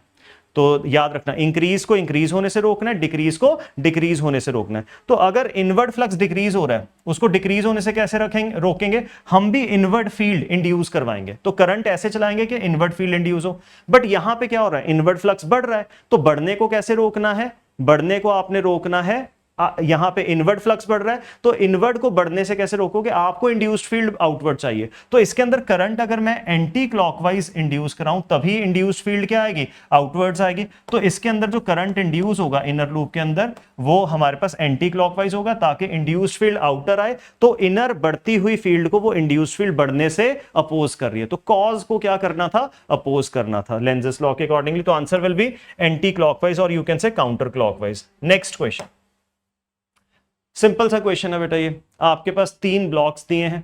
तो सबसे पहले सिस्टम की एक्सेलरेशन निकाल लो। नेट फोर्स कितनी है सिस्टम पे, नेट फोर्स है आपके पास, नेट फोर्स आपके पास हो गई 80 - 20 that is 60 upon mass of the system 50 + 10 that is 60। तो एक्सेलरेशन कितनी आ रही है 1 मीटर पर सेकेंड स्क्वायर, एक्सेलरेशन आ गई। अब आपसे क्या पूछा है, 10 kg ब्लॉक और 20 kg ब्लॉक के बीच में टेंशन कितनी है। तो यहां पे 10 kg का एफबीटी बना लो। 10 kg वाले ब्लॉक को 80 न्यूटन फोर्स ने इस तरफ को खींचा और 10 kg वाले ब्लॉक को टेंशन इस तरफ को खींचेगी। और आपको पता है ये सारा सिस्टम लेफ्ट में एक्सेलरेट करेगा, कितनी एक्सेलरेशन से, 1 से। तो इक्वेशन बन गई बेटा यहां पे 80 - t, 80 - t। नेट फोर्स किसके बराबर होती है, मास कितना है इसका 10 इंटू एक्सेलरेशन कितनी है 1। तो टेंशन मेरे पास कितनी आ गई, यहां से टेंशन आ गई 70 newton. Let's move to the next question. Next question पे चलते हैं जल्दी से। नेक्स्ट क्वेश्चन में हमें क्या दिया है, दिस इज हमारे पास एक न्यूक्लिया दिया था 92-236, ये ब्रेक हुआ 2 डॉटर न्यूक्लियस में और इसके साथ कुछ साइड में क्या हुआ, एमिट हुआ। उसने पूछा है जो एमिटेड पार्टिकल है उसको आप आइडेंटिफाई करो। तो आपको पता है ये जो रेडियो एक्टिव रिएक्शंस होते हैं, रेडियो एक्टिव डिकेज होते हैं, इसमें आपने बेसिक जो बहुत सारे वैसे आप कंजर्वेशन इसमें लगाते हो, बट दो कंजर्वेशन जो इस क्वेश्चन में यूज होंगे वो क्या होंगे, एक तो आपने चार्ज कंजर्वेशन लगाना होता है और दूसरा टोटल नंबर ऑफ न्यूक्लियॉन्स भी क्या रहता है रिएक्शन में, कंजर्व्ड रहता है। तो टोटल नंबर ऑफ न्यूक्लियॉन्स का क्या लगाना है, कंजर्वेशन। तो चार्ज कंजर्वेशन पहले लगाते हैं। इनिशियली देखो ये रहा चार्ज 92 इस तरफ है और बाद में देखो 56 प्लस 36, बाद में फाइनल में कितना चार्ज आपको दिख रहा है यहां पे, इसका अभी हम मुझे नहीं पता कितना होगा, इन दोनों का देखते हैं। तो 56 प्लस 36 तो दैट विल बी 92 ओनली। तो 92 तो इन्होंने ही चार्ज बना दिया, तो ये जो पार्टिकल है इसके ऊपर चार्ज नहीं होना चाहिए। तो चार्ज नहीं होना चाहिए, मेरे पास दो ऑप्शन है, गामा पार्टिकल्स और न्यूट्रॉन। प्रोटॉन और इलेक्ट्रॉन पे तो चार्ज है तो वो तो रिजेक्ट हो गए, तो मेरे पास ऑप्शंस बचे गामा पार्टिकल एंड न्यूट्रॉन। तो अब उसके बाद आप क्या देखेंगे, नंबर ऑफ न्यूक्लियॉन्स। अगर आप ऑब्जर्व करें यहां पे नंबर ऑफ न्यूक्लियॉन्स कितने दिख रहे हैं, फाइनली नंबर ऑफ न्यूक्लियॉन्स आपको कितने दिख रहे हैं, नंबर ऑफ न्यूक्लियॉन्स आपको दिख रहे हैं 233। नंबर ऑफ न्यूक्लियॉन्स यहां पे 233 दिख रहे हैं और लेफ्ट साइड पे कितने हैं 236। तो कितना डिफरेंस दिख रहा है आपको इन दोनों में, 3 का डिफरेंस दिख रहा है। तो इसका मतलब यहां पे हमारे पास 3 न्यूक्लियॉन्स आने चाहिए। तो 3 न्यूक्लियॉन्स आने चाहिए, मास का नंबर ऑफ न्यूक्लियॉन्स का मास नंबर का कंजर्वेशन लगा रहे हैं, तो हमारे पास ये तीनों पार्टिकल्स क्या होंगे, न्यूट्रॉन होंगे। 1 1 1 तीनों का मास, तो 3 का डिफरेंस वहां से पूरा हो गया। नेक्स्ट क्वेश्चन 25th क्वेश्चन, थोड़ा सा मैंने आपके लिए जैसे पहले सॉल्व किया हुआ, टाइम बचे हमारे पास। तो बॉडी का मास हमें कितना दिया है 4m, रेस्ट पे थी बॉडी, 4m मास की थी, किस पे थी, रेस्ट पे थी। सडनली एक्सप्लोड कर गई 3 पार्टिकल्स में, mm और तीसरा पार्टिकल होगा 2m, जिसमें से m और ये वाला m परपेंडिकुलर डायरेक्शन में चल रहे हैं सेम स्पीड्स के साथ, नॉट वेलोसिटी, सेम स्पीड्स के साथ। तो तीसरे वाला पार्टिकल, ये दो इधर चले गए तो तीसरे वाला कहीं यहां पे चले जाएगा। तो सबसे पहले जब भी वर्ड आता है एक्सप्लोजन, आपके माइंड में क्या आना चाहिए, लीनियर मोमेंटम कंजर्वेशन, क्योंकि इंटरनल फोर्सेस की वजह से एक्सप्लोजन होता है। Internal forces can not change linear momentum of the system. Linear momentum change करना है तो there should be net external force. अब हमारे पास निकालनी क्या है सिस्टम में, kinetic energy. Initially kinetic energy नहीं थी, बट एक्सप्लोजन के बाद आपको तीनों फ्रेगमेंट्स के पास एनर्जी दिख रही है काइनेटिक, तो सिस्टम की काइनेटिक एनर्जी आएगी। इंटरनल फोर्सेस काइनेटिक एनर्जी को चेंज कर सकते हैं, लीनियर मोमेंटम को चेंज नहीं कर सकते। तो मुझे यही निकालना है कितनी काइनेटिक एनर्जी गेन हो गई। तो पहले लीनियर मोमेंटम कंजर्वेशन लगाएंगे इसमें। तो initial momentum of the system 0 है, फाइनल मोमेंटम सिस्टम का, सिस्टम में 3 फ्रेगमेंट्स हैं ए बी एंड सी, तो P A vector plus PB vector plus PC vector. Now P A vector क्या हो गया, वेक्टोरियली पुट करना है, तो एम वी उसका मोमेंटम का मैग्नीट्यूड है, डायरेक्शन क्या होगी J cap. P B vector put करना है एम वी आई कैप, और पीसी इसकी वेलोसिटी मैं निकालना चाहता हूं क्योंकि मुझे पता नहीं है, तो इसलिए मैंने 2m v डैश वेक्टर लिख लिया। इसका मोमेंटम मास 2m है into velocity v dash vector. इसके बाद बेटा इन दोनों टर्म्स को इधर ले आए, दोनों टर्म्स को, m से m कैंसिल हो गया, यहां से 2 नीचे ले गए, तो हमारे पास v डैश वेक्टर आ गया। तो v डैश वेक्टर आ गया। अगर मुझे स्पीड चाहिए, क्योंकि काइनेटिक एनर्जी में आपको पता है, काइनेटिक एनर्जी में हाफ mv² में v स्पीड होती है, तो मुझे स्पीड की रिक्वायरमेंट है। Let's go for its magnitude, velocity का मैग्नीट्यूड निकाल ले, तो v/2 का स्क्वायर प्लस v/2 का स्क्वायर और उसका अंडर रूट किया, तो स्पीड थर्ड फ्रेगमेंट की कितनी आ गई, v/√2, तो स्पीड आ गई। अब काइनेटिक एनर्जी निकालनी है सिस्टम की फाइनली। तो ये दो पार्टिकल्स की स्पीड vv है, इसकी स्पीड कितनी है v/√2, तो तीनों की काइनेटिक एनर्जी लिखेंगे बेटा और उन्हें ऐड कर देंगे। तो टोटल काइनेटिक एनर्जी क्या है, पहले पार्टिकल की आ रही है, मास कितना है m, ए वाले पार्टिकल का मास m, स्पीड v, दूसरे वाले पार्टिकल का मास m, स्पीड v, तीसरे वाले पार्टिकल का मास 2m और स्पीड कितनी है, स्पीड है v डैश और उसका क्या कर दिया स्क्वायर। तो ये चीज मेरे पास कितनी हो गई mv² प्लस ये मेरे पास क्या हो गया बेटा 2 से ये 2 कट गया। अब आप यहां पे v डैश की वैल्यू पुट करो, v डैश की वैल्यू पुट कर दो। v डैश की वैल्यू जैसे ही मैंने पुट की, v डैश की वैल्यू मैंने पुट की v/√2, तो v/√2 पुट किया तो √2 का स्क्वायर हो गया यहां पे, तो v²/2, तो आंसर आपके पास कितना आ गया 3mv²/2। तो answer is second option. Let's move to the next question. Next question पढ़े बेटा ध्यान से। नेक्स्ट क्वेश्चन में उसने हमें क्या दिया, एक कार v स्पीड से मूव कर रही है और सर्टेन डिस्टेंस के बाद वो रुक जाती है बिकॉज ऑफ अ रिटार्डेशन ए। तो वो सर्टेन डिस्टेंस को स्टॉपिंग डिस्टेंस भी कह सकता हूं। तो स्टॉपिंग डिस्टेंस का क्वेश्चन हो गया। स्टॉपिंग डिस्टेंस का आपको फॉर्मूला याद होगा, स्टॉपिंग डिस्टेंस का फॉर्मूला होता था स्पीड का square upon 2a। Stopping distance का फॉर्मूला होता था स्पीड का स्क्वायर अपॉन 2a। अब उसने बोला कि पहले स्पीड v थी, स्टॉपिंग डिस्टेंस s मान लो, और एक्सेलरेशन पहले कितनी थी a।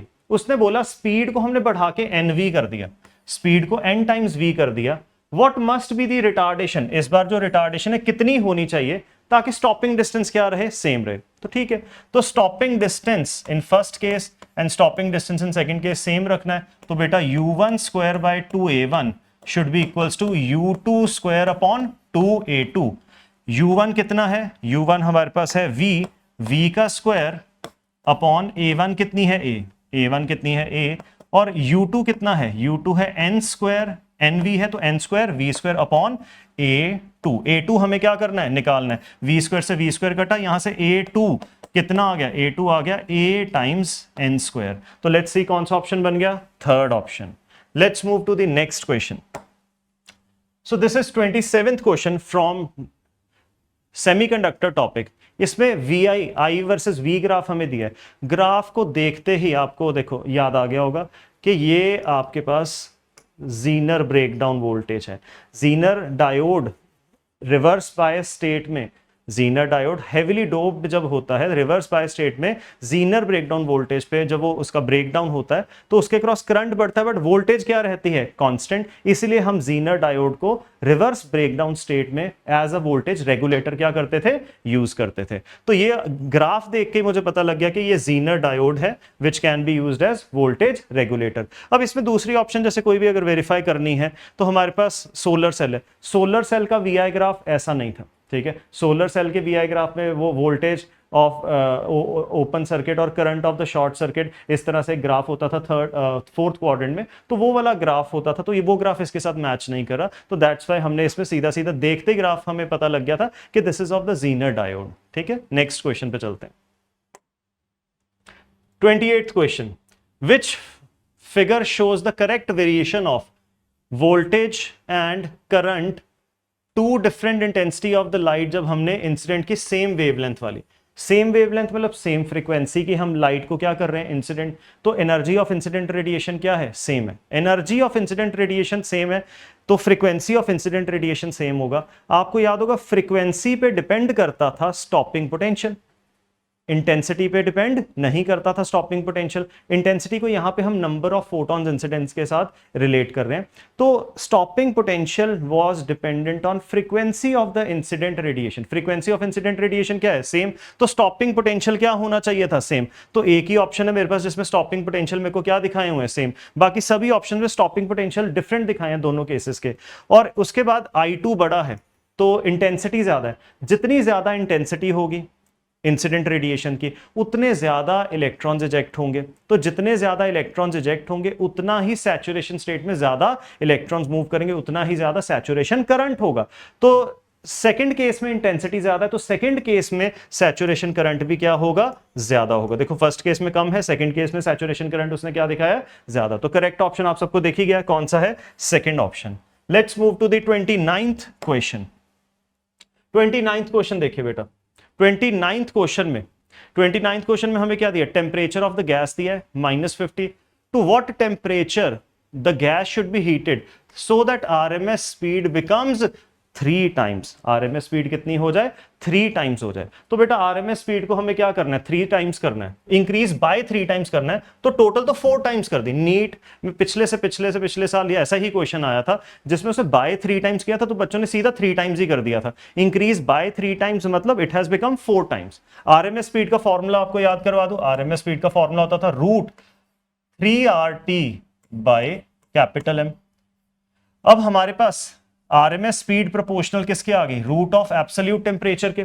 तो बस यहां से आप क्या कर दें, V2 upon V1 will be equals to T2 upon T1। Temperatures इसमें केल्विन में भरने हैं। तो V2 हमें उसने कितना दिया है, V1 से 4 टाइम्स है। तो 4 times V1 upon V1 is equals to T2।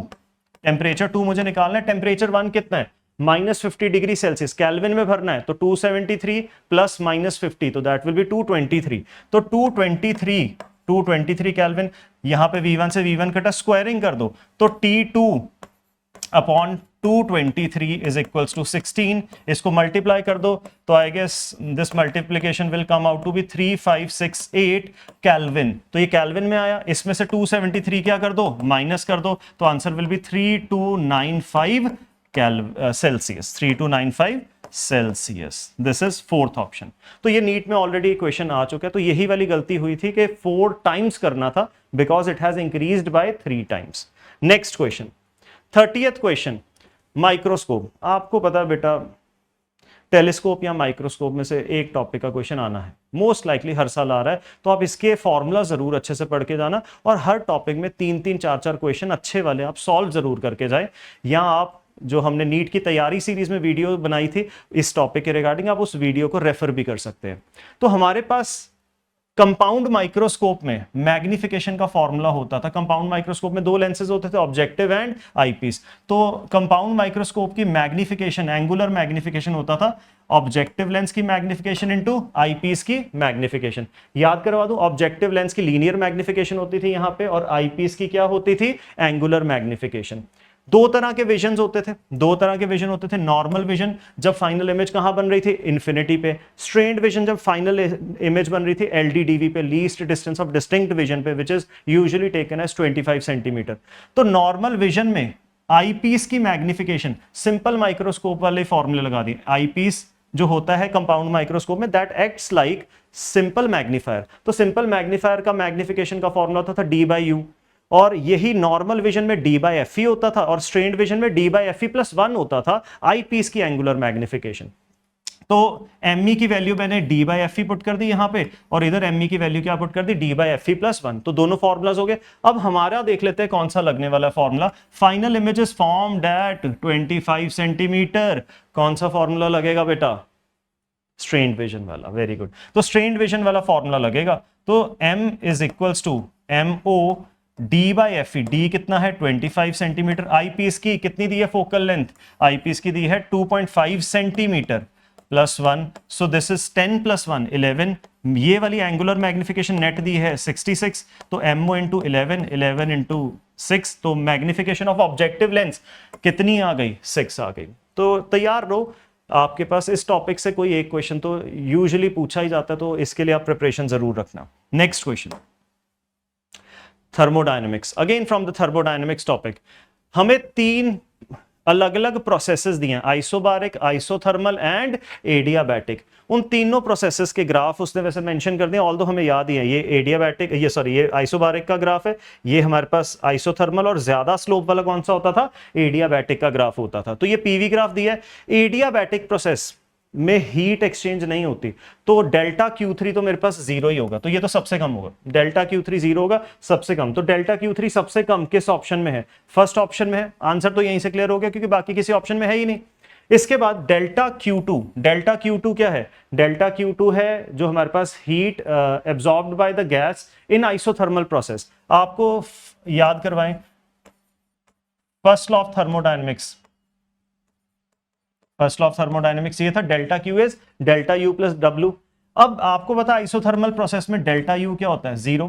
तो डेल्टा Q2 सीधा सीधा किसके बराबर आएगा, वर्क डन के बराबर। तो वर्क डन यहां पे कितना है, सेकंड वाले ग्राफ के अंडर वाला एरिया देख लो, तो इतना वर्क डन है। रेड वाला शेडेड एरिया इतना वर्क डन है, तो जितना ये रेड शेडेड एरिया इतना वर्क डन है, यही हमारे पास डेल्टा Q2 हो गया। इसके बाद डेल्टा Q1, डेल्टा Q1 कौन सा है, आइसोबारिक प्रोसेस में हीट एब्जॉर्ब। तो डेल्टा Q1 को अगर आप देखना चाहते हो तो डेल्टा Q1, तो delta Q1 is equals to, मैंने लगाया delta U1 plus work done.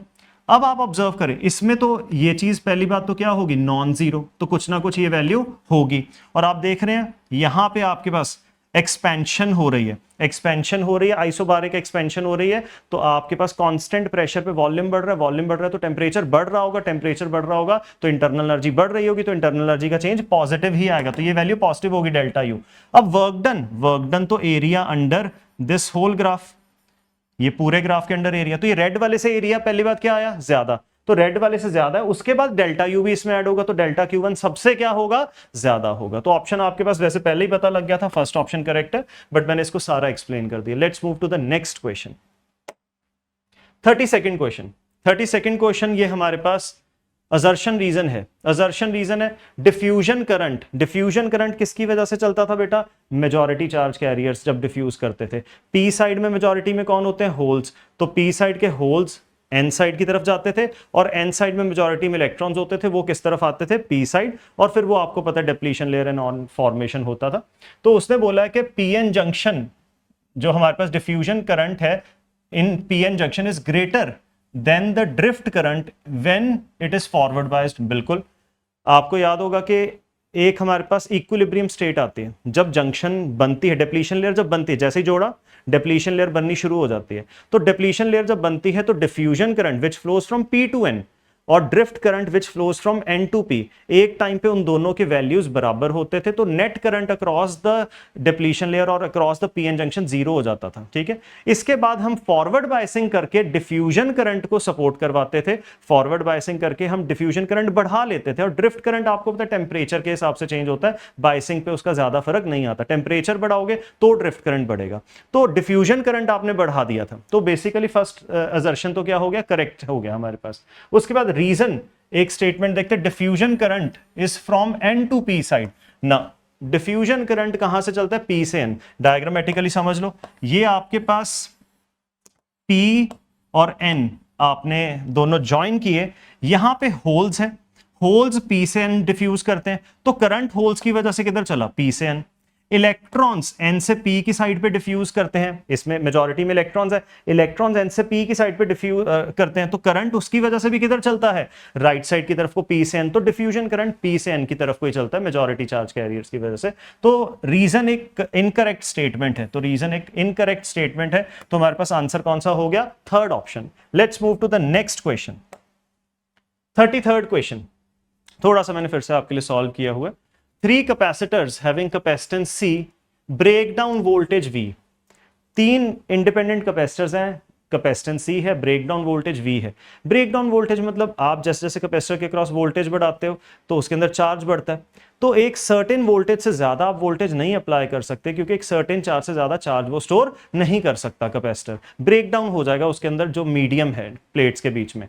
तो हमारे पास जो अकेला एक कैपेसिटर है उसकी ब्रेकडाउन वोल्टेज मतलब मैक्सिमम कितनी वोल्टेज लगा सकते हैं उसकी प्लेट्स में, तो मैक्सिमम कितनी वोल्टेज पहले तीनों कैपेसिटर सेम है, लकीली सारे वोल्टेजेस ब्रेकडाउन वोल्टेजेस सबके सेम है और कैपेसिटेंस भी सेम है, तो एक इजीयर कैलकुलेशन वाला क्वेश्चन हो गया। बट कॉन्सेप्ट हमें पूरा ही सीखना है कि जब अनइक्वल होंगे तो भी क्या करना है।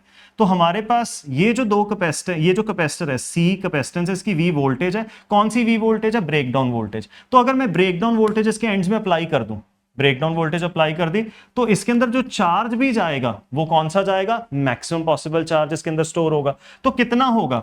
तो वो होगा Q is equal to CV। Voltage कितनी लगा रहे हो? ब्रेकडाउन, तो चार्ज भी कौन सा आएगा? जो मैक्सिमम उसके अंदर स्टोर हो सकता है। तो वो मैक्सिमम चार्ज जो पहले कैपेसिटर के अंदर जा सकता है कितना आ गया? CV। दूसरे दो कैपेसिटर भी सेम है, उनके अंदर भी मैक्सिमम चार्ज कितना जा सकता है? CV। अब हमने क्या किया? इन तीनों का सीरीज कॉम्बिनेशन कर लिया। तो जैसे ही पहले तो तीनों का सीरीज कॉम्बिनेशन है, तो इक्विवेलेंट कैपेसिटेंस C/3 हो गई। तो पहले तो इक्विवेलेंट कैपेसिटेंस आपको पता लग गया क्या हो चुकी है? C/3। तो इक्विवेलेंट कैपेसिटेंस C/3 हो चुकी है। तो इक्विवेलेंट कैपेसिटेंस C/3। अब हम कॉन्सेप्ट पे आते हैं इसके, तीनों के सीरीज कॉम्बिनेशन के क्रॉस कितनी मैक्सिमम वोल्टेज लगा सकते हो, यहां से बोल दो कितने मैक्सिमम वोल्टेज वाली बैटरी लगा सकते हो। मुझे एक बात पता है कि पहला कैपेसिटर, दूसरा कैपेसिटर, तीसरा कैपेसिटर, तीनों के अंदर मैक्सिमम चार्ज लकीली सेम जा सकता है CV। तो CV ही इस सर्किट में भी, मैं सीरीज सर्किट में भी क्या करा सकता हूं? मैक्सिमम फ्लो करा सकता हूं। तो अगर मैं इस सीरीज कॉम्बिनेशन के क्रॉस वोल्टेज बढ़ाता जाऊं, ठीक है, तो चार्ज बढ़ता जाएगा, बट मैं मैक्सिमम कितना चार्ज बढ़ा सकता हूं? मैक्सिमम मैं चार्ज बढ़ा सकता हूं इसके अंदर जितना इनके अंदर मैक्सिमम आ सकता है। अब तीनों के अंदर लकीली सेम ही मैक्सिमम आ सकता है, तो सीरीज कॉम्बिनेशन के अंदर भी मैं कितना मैक्सिमम चार्ज भेज सकता हूं? CV। अब ये जो चार्ज कॉम्बिनेशन में भेजा, तो कहना है इसे, ये जो कॉम्बिनेशन में मैक्सिमम चार्ज भेजा, ये इक्विवेलेंट कैपेसिटेंस इनटू वोल्टेज जो मैक्सिमम अप्लाई करी है उस टाइम पे हमने, तो इक्विवेलेंट कैपेसिटेंस कितनी है? C/3। और वोल्टेज मैक्सिमम जो अप्लाई की वो हमें निकालनी है, और चार्ज मैक्सिमम किसके बराबर है? CV के बराबर ही हम भेज सकते हैं इसमें। C से C कैंसिल हो गया, तो V मैक्स जो कॉम्बिनेशन के क्रॉस आई कितनी आई? 3 टाइम्स V। इसी में अगर अनइक्वल कैपेसिटर्स होते, अनइक्वल कैपेसिटेंस वाले कैपेसिटर्स होते, तो हमारे पास मान लो इसके अंदर चार्ज जा रहा था मिनिमम CV, मान लो इसके अंदर मिनिमम इसके अंदर जो मैक्सिमम चार्ज जा सकता था दैट इज CV, इसके अंदर जो मैक्सिमम चार्ज जा सकता था let's say that is 2CV, इसके अंदर जो मैक्सिमम चार्ज जा सकता था let's say that is 3CV।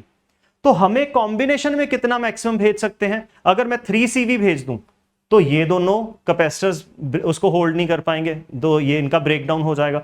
तो 2CV भेज दूं तो पहले वाले का ब्रेकडाउन हो जाएगा। तो मैं मैक्सिमम कितना भेज सकता हूं कॉम्बिनेशन में? देखो उन तीनों में से मिनिमम, जो तीनों में से मैक्सिमम चार्ज की मिनिमम वैल्यू किस कैपेसिटर के लिए, मैक्सिमम चार्ज की मिनिमम वैल्यू किस कैपेसिटर के लिए? तो वो मान लो इसके लिए थी, तो इसके अंदर CV जा सकता था मैक्सिमम, तो कॉम्बिनेशन में मैक्सिमम फिर कितना भेज सकता था? CV। बट यहां पे एडवांटेज था हमारे पास, तीनों के अंदर मैक्सिमम चार्ज सेम जा सकता था, तो इसलिए जल्दी सॉल्व हो गया।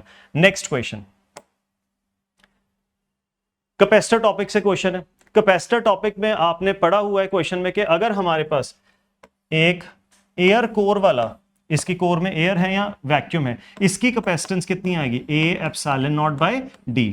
बट अगर आप इसी कैपेसिटर के अंदर अलोंग द प्लेट्स ऐसे डाइलेक्ट्रिक इंसर्ट कर दो कुछ थिकनेस का, डाइलेक्ट्रिक इंसर्ट कर दो कुछ थिकनेस का, तो कैपेसिटी कितनी आती थी? कैपेसिटी आती थी A epsilon naught by D minus T plus T by K।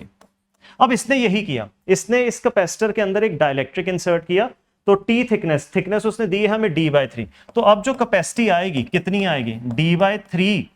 D की जगह मैंने यहां पे क्या पुट कर दिया? D/3 प्लस यहां पे भी थिकनेस की जगह मैंने क्या पुट कर दिया? D/3 और K डाइलेक्ट्रिक कांस्टेंट मुझे दिया हुआ है, कितना दिया डाइलेक्ट्रिक कांस्टेंट? 1.5। तो यहां पे डाइलेक्ट्रिक कांस्टेंट 1.5 मैंने पुट कर दिया। इसको आप कैलकुलेट करेंगे तो आपके पास ये आ जाएगा 8/7 times A epsilon naught by D। A epsilon naught by D तो क्या है? पहले वाली कैपेसिटेंस, और पहले वाली कैपेसिटेंस हमें कितनी दी हुई है क्वेश्चन में? 16 माइक्रोफेरेड। तो हमारे पास 8/7 टाइम्स 16, तो अप्रोक्सीमेटली 18 पॉइंट समथिंग आएगा, तो 18 microfarad will be the correct answer. ठीक है, बट इस क्वेश्चन को ना एक्चुअली सॉल्व करने की इतनी जरूरत नहीं थी, एडवांटेज मिल रहा था ऑप्शंस को अगर आप ध्यान से देखें। आपको याद होना चाहिए था कि जैसे डाइलेक्ट्रिक डालते हैं तो कैपेसिटी क्या करती है? इंक्रीज ही करती है।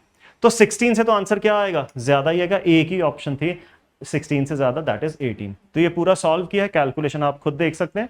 और let's move to the next question.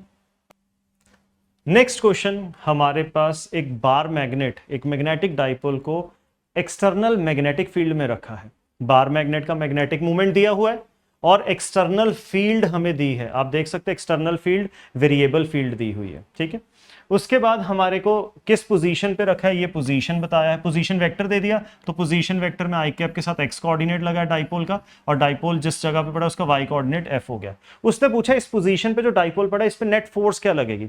अगर तो यूनिफॉर्म फील्ड में पड़ा होता डाइपोल तो मैं नेट फोर्स बोल देता 0, बट ये किसमें पड़ा है? नॉन यूनिफॉर्म फील्ड में, तो नेट फोर्स 0 तो नहीं है, ऑप्शन 0 रिजेक्ट है।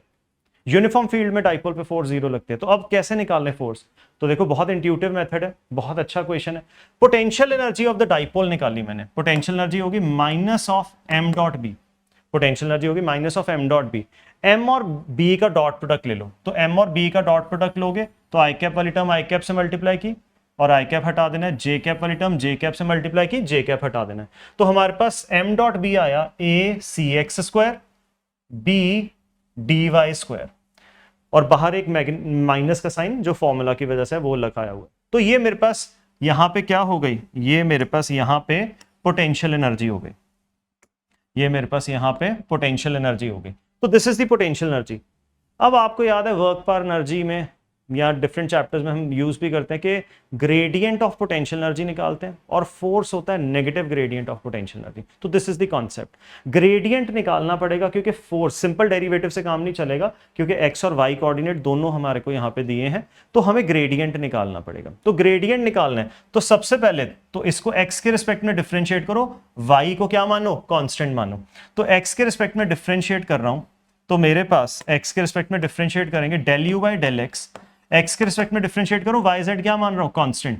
तो मेरे पास del U by del X क्या आया? Minus A C X square का डेरिवेटिव 2x, और ये सारी टर्म तो कांस्टेंट कांस्टेंट कांस्टेंट, तो क्या हो गया? डेरिवेटिव 0 हो गया। तो del U by del X का वैल्यू कितना आया?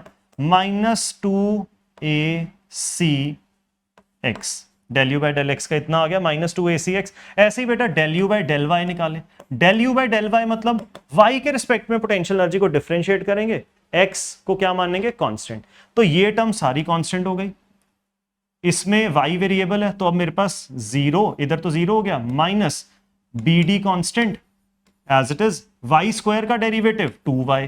तो मेरे पास del U by del Y कितना आया, -2BDy, -2BDy, और del U by del X आ गया। अगर आप z के रिस्पेक्ट में डिफरेंशिएट करें, अगर पूरा करते z के रिस्पेक्ट में डेरिवेटिव 0 आता, क्योंकि इसमें z है ही नहीं, तो x और y जब z के रिस्पेक्ट में डिफरेंशिएट करते थे ग्रेडियंट निकालते टाइम, तो x और y दोनों को क्या मानेंगे, कांस्टेंट। तो x और y दोनों कांस्टेंट है, तो इसका भी डेरिवेटिव 0, इसका भी 0, del U by del z 0 आएगा। अब इनकी values, del U by del X is -2 AC x, del U by del Y is -2BDy, del U by del z।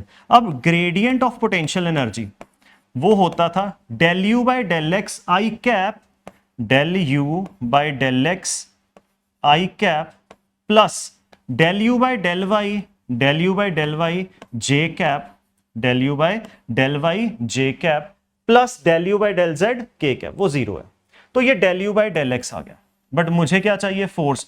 Force क्या होती है, फोर्स होती है minus of del U by del R, तो minus of del U by del R. तो ये हमने del U by del R निकाला है, तो minus of del U by del R, तो इसको पुट किया तो फोर्स मेरे पास कितनी आ गई, फोर्स मेरे पास आ गई 2ACX आई कैप प्लस 2BDy जे कैप। तो ये मेरे पास फोर्स आ गई।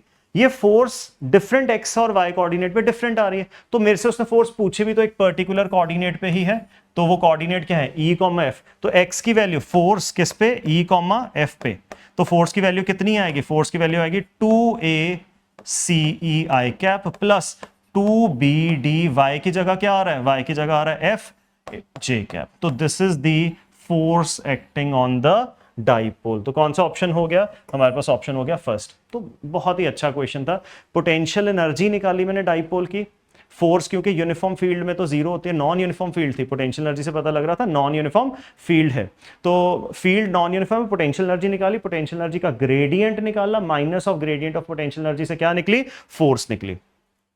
Next question. तो इन दिस नेक्स्ट क्वेश्चन हमारे पास angular momentum of electron in first Bohr's orbit is L। Angular momentum का फॉर्मूला क्या होता था, NH/2π। तो एंगुलर मोमेंटम का बेटा पहले तो मैंने फॉर्मूला लिख दिया आपके लिए, NH/2π। तो NH/2π अब इनिशियली फर्स्ट ऑर्बिट में है, तो फर्स्ट ऑर्बिट में है तो 1h/2π, this is the initial angular momentum. और इसको वो क्या कह रहा है, L कह रहा है, h/2π को उसने क्या कह दिया, L कह दिया। Electron is revolving in third orbit, ठीक है। अगर वो थर्ड एक्साइटेड स्टेट बोलता तो फोर्थ ऑर्बिट होता, बट इसने सीधा ही थर्ड ऑर्बिट बोला है तो थर्ड ऑर्बिट ही हो गया। तो फाइनली एंगुलर मोमेंटम कितना आएगा, n की वैल्यू होगी 3, तो 3h/2π, तो 3h/2π। अब वो पूछ रहा है change in angular momentum. Change in angular momentum क्या होगा, final angular momentum minus initial angular momentum, तो 3h/2π minus 1h/2π, so this will be 2h/2π। तो यहां से 2 कट गया। चेंज इन एंगुलर मोमेंटम कितना आया, h/π। Change in angular momentum कितना है, h/π। h/π की वैल्यू कितनी है, 2L। तो आंसर मेरे पास क्या हो गया, 2L। Change in angular momentum कितना आया, 2L। तो option fourth is the correct answer. Let's move to the next question. 37th question. Again मैंने थोड़ा सा सॉल्व किया हुआ है, कैलकुलेशन आपके लिए करके रखी हुई है। सिंपल क्वेश्चन है, आपको हाइड्रोजन स्पेक्ट्रम का क्वेश्चन है। तो सबसे पहले थर्ड एक्साइटेड स्टेट से इलेक्ट्रॉन ने जंप किया सेकंड एक्साइटेड स्टेट में। तो थर्ड एक्साइटेड स्टेट मतलब इनिशियली वो N4 में है, सेकंड एक्साइटेड स्टेट में आ गया मतलब फाइनली वो किस में आ गया, 3 में आ गया। तो पहले ट्रांजिशन हुई है 4 से 3, तो उसमें ऑब्वियसली जब ट्रांजिशन होगी इलेक्ट्रॉन की तो फोटोन इमिट करेगा। फोटोन की जो वेवलेंथ है λ1 है, तो पहले वो λ1 निकालते हैं। तो 4 से 3 की ट्रांजिशन का इस फॉर्मूले के अकॉर्डिंगली हम वेवलेंथ निकालेंगे। तो फाइनली 3 में गिरा तो 1/3 स्क्वायर 1/9, और इनिशियली 4 में था तो ऑर्बिट था फोर्थ ऑर्बिट, तो 1/4 का स्क्वायर तो 1/16।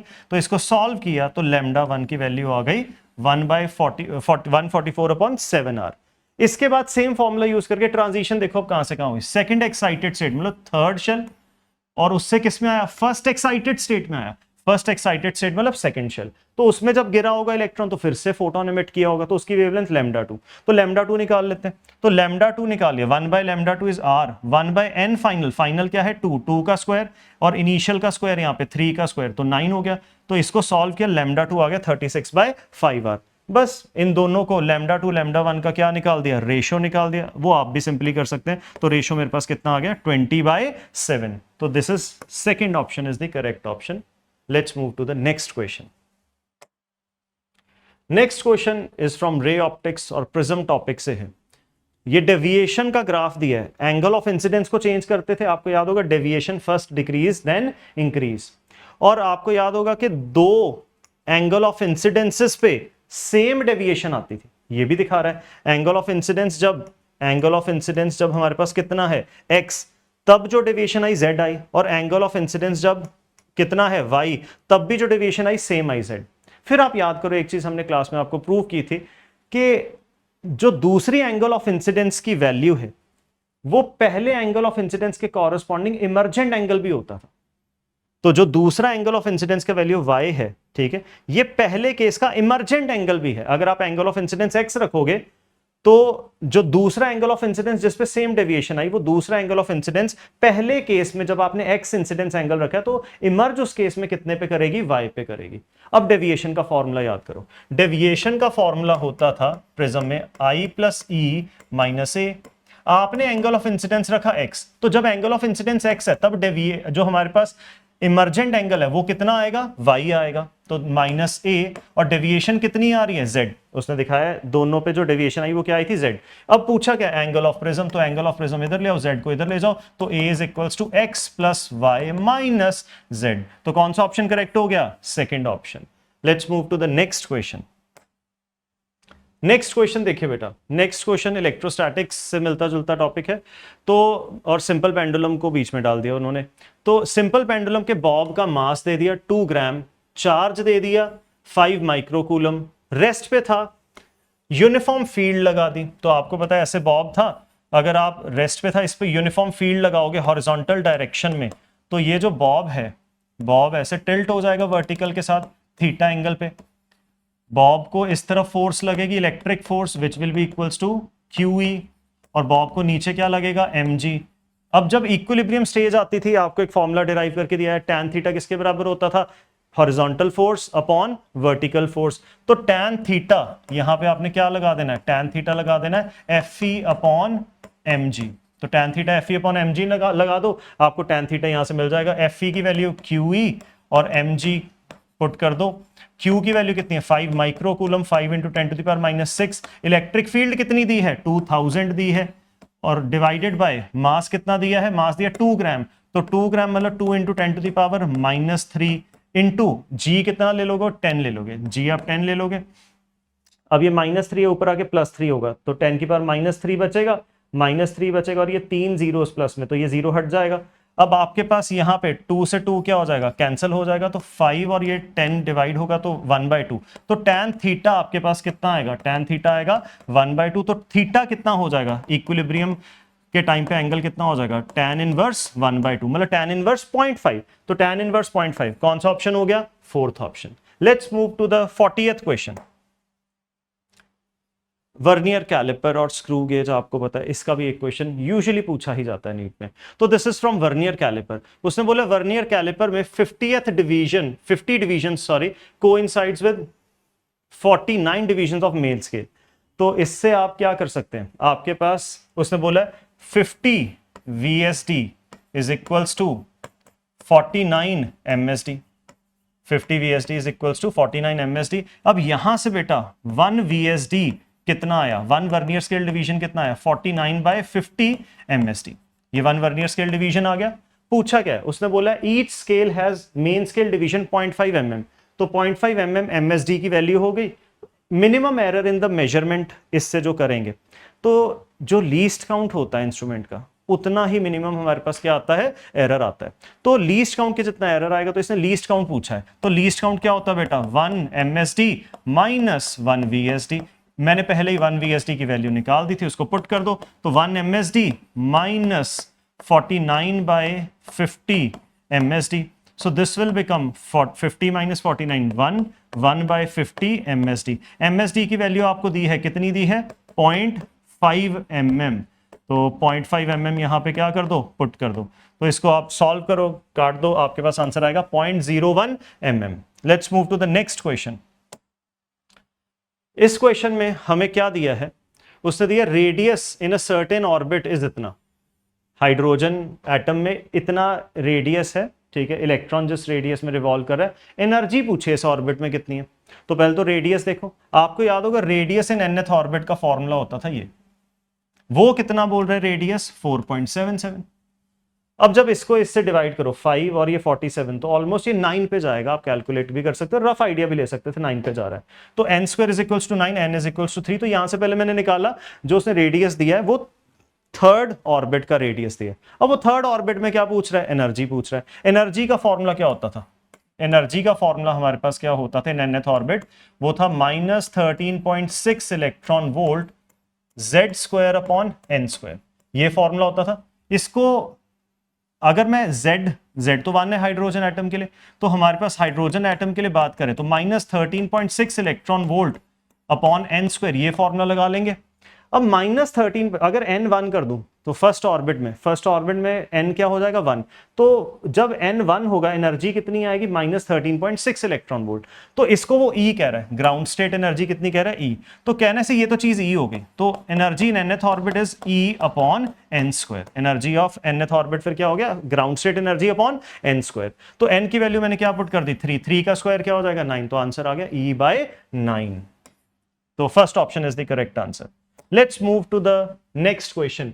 गैल्वेनोमीटर को इसमें क्या दिया? गैल्वेनोमीटर की रेजिस्टेंस दी है। गैल्वेनोमीटर की रेजिस्टेंस दे दी, कितना दे दिया? 100 ohm. Full scale deflection current, galvanometer का फुल स्केल डिफ्लेक्शन करंट क्या बोलते थे उसको? IG। मैक्सिमम डिफ्लेक्शन जब गैल्वेनोमीटर शो करता है तो IG दे दिया। If it has to work, ठीक है, as a voltmeter, galvanometer को वोल्ट मीटर में कन्वर्ट कर दिया। कैसे करते थे गैल्वेनोमीटर को वोल्ट मीटर में कन्वर्ट? गैल्वेनोमीटर के साथ सीरीज में एक लार्ज रेजिस्टर लगाते थे। ये आपके पास पूरी चीज ये क्या बन गई? वोल्ट मीटर बन गई। और वोल्ट मीटर की जो रेंज होती थी, वोल्ट मीटर की रेंज का फॉर्मूला क्या होता था? वोल्ट मीटर की रेंज वो होगी जो मैक्सिमम पोटेंशियल डिफरेंस इन दो पॉइंट्स में आ सकता है। तो मैक्सिमम पोटेंशियल डिफरेंस तब आएगा जब मैक्सिमम करंट इसमें से पास करवाऊंगा। तो मैक्सिमम करंट कितना होता है? IG, full scale deflection current. तो रेंज हमारे पास आएगी वोल्ट मीटर की IG, और ये रेजिस्टेंस कितनी? पोटेंशियल डिफरेंस होता है ना, I इंटू रेजिस्टेंस। रेजिस्टेंस कितनी है? G plus R। यहां से R की वैल्यू निकाल दी मैंने V upon IG minus capital G। अब आप यहां पे range of the volt meter कितनी चाहिए? 30। तो वोल्ट मीटर की रेंज मैंने 30 पुट की। और IG कितना है? IG 30 milli ampere. तो 30 मिली एम्पेयर, तो 10 की पावर -3 ऊपर आके क्या हो जाएगा? 10 की पावर +3। माइनस क्या करना है? G कितना दिया है? 100। तो G आपको 100 दिया है, तो बेटा 30 से 30 कटा, 10 की power 3 is 1000, 1000 minus 100 that will B 900। तो रेजिस्टेंस कितनी लगाएंगे सीरीज में? 900 ओम। ठीक है जी। तो answer first is the correct option. Let's move to the next question. Next question देखिए, 43rd क्वेश्चन। 43rd क्वेश्चन में अगर आप ऑब्जर्व करें, ठीक है, 43rd क्वेश्चन में अगर आप ऑब्जर्व करें तो 43rd क्वेश्चन में हमें क्या दिया? सर्किट दिया है, ग्राउंडिंग दी हुई है। यहां पे 3 ओम वाले रेजिस्टर में क्या पूछा है? करंट। तो 3 ओम वाले रेजिस्टर में करंट पूछा है, तो 3 ओम वाले के क्रॉस पोटेंशियल डिफरेंस निकाल लो। तो I is equals to V/R। तो जिसके अंदर करंट चाहिए उसी रेजिस्टर के क्रॉस पोटेंशियल डिफरेंस और उसी की रेजिस्टेंस। अब यहां पे एक मेथड देखो मैं यूज कर रहा हूं। यहां का पोटेंशियल 0 वोल्ट है क्योंकि अर्थ है। यहां से और यहां का डिफरेंस 12 वोल्ट का होगा, और आपको पता है ये लो पोटेंशियल साइड और ये क्या है? हाई पोटेंशियल साइड है। तो यहां से ऊपर जाएंगे, डिफरेंस 12 का है, तो इस पॉइंट का पोटेंशियल क्या हो जाएगा? 12 वोल्ट हो जाएगा श्योरली, क्योंकि इस पॉइंट का क्या है? 0 है। नेक्स्ट, यहां का वोल्टेज भी क्या है? 0। अगर आप ऑब्जर्व करें इस रेजिस्टर के अक्रॉस, एक साइड पे पोटेंशियल 12, एक साइड पे 0, तो इसके अक्रॉस वोल्टेज कितनी आ गई? 12 वोल्ट ही आ गई। तो करंट क्या होगा? करंट होगा वोल्टेज अपॉन रेजिस्टेंस। वोल्टेज कितनी है? 12, रेजिस्टेंस कितनी है? 3। तो आंसर आपके पास कितना आ गया? 4 एम्पेयर। तो 4 एम्पेयर इज द आंसर। तो option second is the correct option. Clear? So let's move to the next question. 44th question. Charge particle is moving in magnetic field B। Magnetic field में एक charge particle को move कराया। याद करो, अगर आप क्या करते थे, along the field magnetic field project करते थे 0 एंगल, या opposite to the magnetic field project करते थे 180 डिग्री एंगल वी और बी में, तो आपके पास फोर्स वी क्रॉस बी से निकालोगे क्या आएगी 0, तो पाथ फॉलोड स्ट्रेट लाइन रहता था। फिर V और B में एंगल अगर आप 90 कर देते थे तो पाथ फॉलोड सर्कुलर होता था। V और B में 90 के अलावा कुछ और एंगल रखते थे तो पाथ फॉलोड हेलिकल होता था। ठीक है, तो हेलिकल पाथ फॉलो होता था। तो हमारे पास हेलिकल पाथ फॉलो होता था ऐसे करके। तो मान लो V आपके पास इस तरफ है, B इस तरफ है, तो हेलिकल पाथ कैसे फॉलो होता था, V क्रॉस B करो, V क्रॉस B, V के लॉन्ग फिंगर्स, B की तरफ को पाम, और फोर्स लगेगी अंदर की तरफ को। तो ये जो चार्ज पार्टिकल है इसको फोर्स इधर को लग रही है, ये जो चार्ज पार्टिकल है इसको फोर्स इधर को लग रही है, तो ये आगे जाता जाता चार्ज पार्टिकल, आगे जाता जाता ये चार्ज पार्टिकल को फोर्स इधर लग रही है, पीछे की तरफ को, इस तरफ को फोर्स लग रही है, नेगेटिव जेड में लगा लो। तो आगे जाता जाता ये इस तरफ को क्या करेगा, घूमेगा, और इस तरह से क्या फॉलो करेगा, हेलिकल पाथ। तो हेलिकल पाथ ऐसे इसने क्या कर लिया, फॉलो कर लिया। तो अब आप ऑब्जर्व करें, जब ये हेलिकल पाथ फॉलो कर रहा है तो मैग्नेटिक फील्ड एक्स डायरेक्शन में थी, और एक्स डायरेक्शन ही इसकी क्या बन रही है, एक्सिस बन रही है। ठीक है जी, तो हमारे पास ऑप्शन क्या होगा, हेलिकल पाथ बनेगा और एक्सिस क्या होगी, अलोंग द मैग्नेटिक फील्ड। तो second option is the correct answer. Let's come to the last question. Last question rotational motion से है। इसमें अगर आप ऑब्जर्व करें, विदाउट स्लिपिंग ये ब्लॉक नीचे आएगा, तो ये जो डिस्क है ये क्या करेगी, रिवॉल्व करेगी। तो ये नीचे आएगा तो डिस्क क्या करेगी, रिवॉल्व करेगी। अब इसको नीचे की तरफ को देखो, mg इसका नीचे पुल करेगा और ऊपर क्या लगेगी, टेंशन, और ये नीचे एक्सेलरेट करेगा। इस ब्लॉक का ट्रांसलेशनल मोशन हो रहा है, तो इस ब्लॉक के लिए इक्वेशन बनेगी mg minus T is equals to ma। तो ये एक इक्वेशन बन गई। ठीक है, इसका ट्रांसलेशन मोशन के लिए इक्वेशन लगाई, बट ये तो क्या कर गई, देखो इसको यहां पे टेंशन ऐसे नीचे लग रही है पुली को, तो पुली को टेंशन नीचे लग रही है, टेंशन ने इसको क्या किया, क्लॉकवाइज टॉर्क दिया। टेंशन ने इस पुली को क्या दिया, क्लॉकवाइज टॉर्क। पहले रेस्ट पे थी तो इसको क्लॉकवाइज रोटेशन शुरू करवाया, उसका मतलब एंगुलर एक्सेलरेशन आई, उसका मतलब टॉर्क लगा होगा। तो कितना नेट टॉर्क लगा होगा, तो इसके लिए डिस्क के लिए आप एक रोटेशनल मोशन वाली इक्वेशन लगा देंगे। नेट टॉर्क किसके बराबर होता था, आई इंटू अल्फा के बराबर। तो नेट टॉर्क आई अल्फा के बराबर होता था। टॉर्क कितना लगा इसके ऊपर, देखो इसका mg तो लगाएगा नहीं टॉर्क, क्योंकि एक्सेस से ही वो क्या कर गया, पास कर गया, तो टेंशन ही टॉर्क लगाएगा। कितना, t into perpendicular distance, tension पे परपेंडिकुलर डिस्टेंस रेडियस है, तो t into R is equals to I into alpha. Alpha alpha जो है इसकी एंगुलर एक्सेलरेशन, अब वो a इज इक्वल्स टू आप क्या लगा सकते हो, अल्फा आर। तो अल्फा किसके बराबर होगा, a बाय आर। तो T R is equals to I A by R, R को नीचे ले आओ तो t is equals to I A by R square. तो बेटा ये दूसरी इक्वेशन बन गई, इसके मोशन से इसकी इक्वेशन बनी, इसके रोटेशनल मोशन से दूसरी इक्वेशन बन गई। अब दोनों इक्वेशंस को आप ऐड कर देंगे तो इक्वेशन 1 प्लस इक्वेशन 2 कर रहा हूं, तो इक्वेशन 1 प्लस इक्वेशन 2 करूंगा तो mg minus T plus T is equals to M A plus I A by R square. तो यहां से t से t कट गया, a की वैल्यू कितनी आ रही है, a की वैल्यू आ रही है mg divided by, a common लिया था वहां से तो डिनोमिनेटर में आएगा m plus I by R square. आपको मास दिया है, कितना दिया है, आपको मास दिया हुआ है 16 kg, g आप क्या पुट कर लेंगे 10, तो ऊपर आएगा 160। उसके बाद नीचे यहां पे 16 आ गया मास फिर से, प्लस आई आपको दिया है, डिस्क का आई आपको दिया है 0.5, तो डिस्क का आई दिया है 0.5 मतलब 1/2, और नीचे आर स्क्वायर भी करना है। रेडियस कहां दिया, रेडियस आपको देखो, रेडियस उसने कैसे दिया, डायमीटर दिया है, कितना दिया 0.4, तो रेडियस कितना होगा 0.2, तो यहां पे 0.2 का क्या करना है, स्क्वायर भी करना नीचे। इसको आप सॉल्व करें और आपके पास एक्सेलरेशन अप्रॉक्सीमेटली आ जाएगी 5.6 मीटर पर सेकेंड स्क्वायर। ठीक है, सो आई होप आपको ये सारा जो टेस्ट पेपर मैंने डिस्कस किया है बहुत अच्छे से समझ आ गया होगा। आप वीडियो को पीछे करके देख सकते हैं, कोई क्वेश्चन आपको अगर नहीं उस टाइम पे क्लियर हुआ। सो लेट्स इसको प्रोसीजर को आगे बढ़ाते हैं। अगली वीडियो हम आपके लिए नेक्स्ट शेड्यूल डेट पे लेके आएंगे नेक्स्ट टेस्ट के साथ। So keep following, thank you.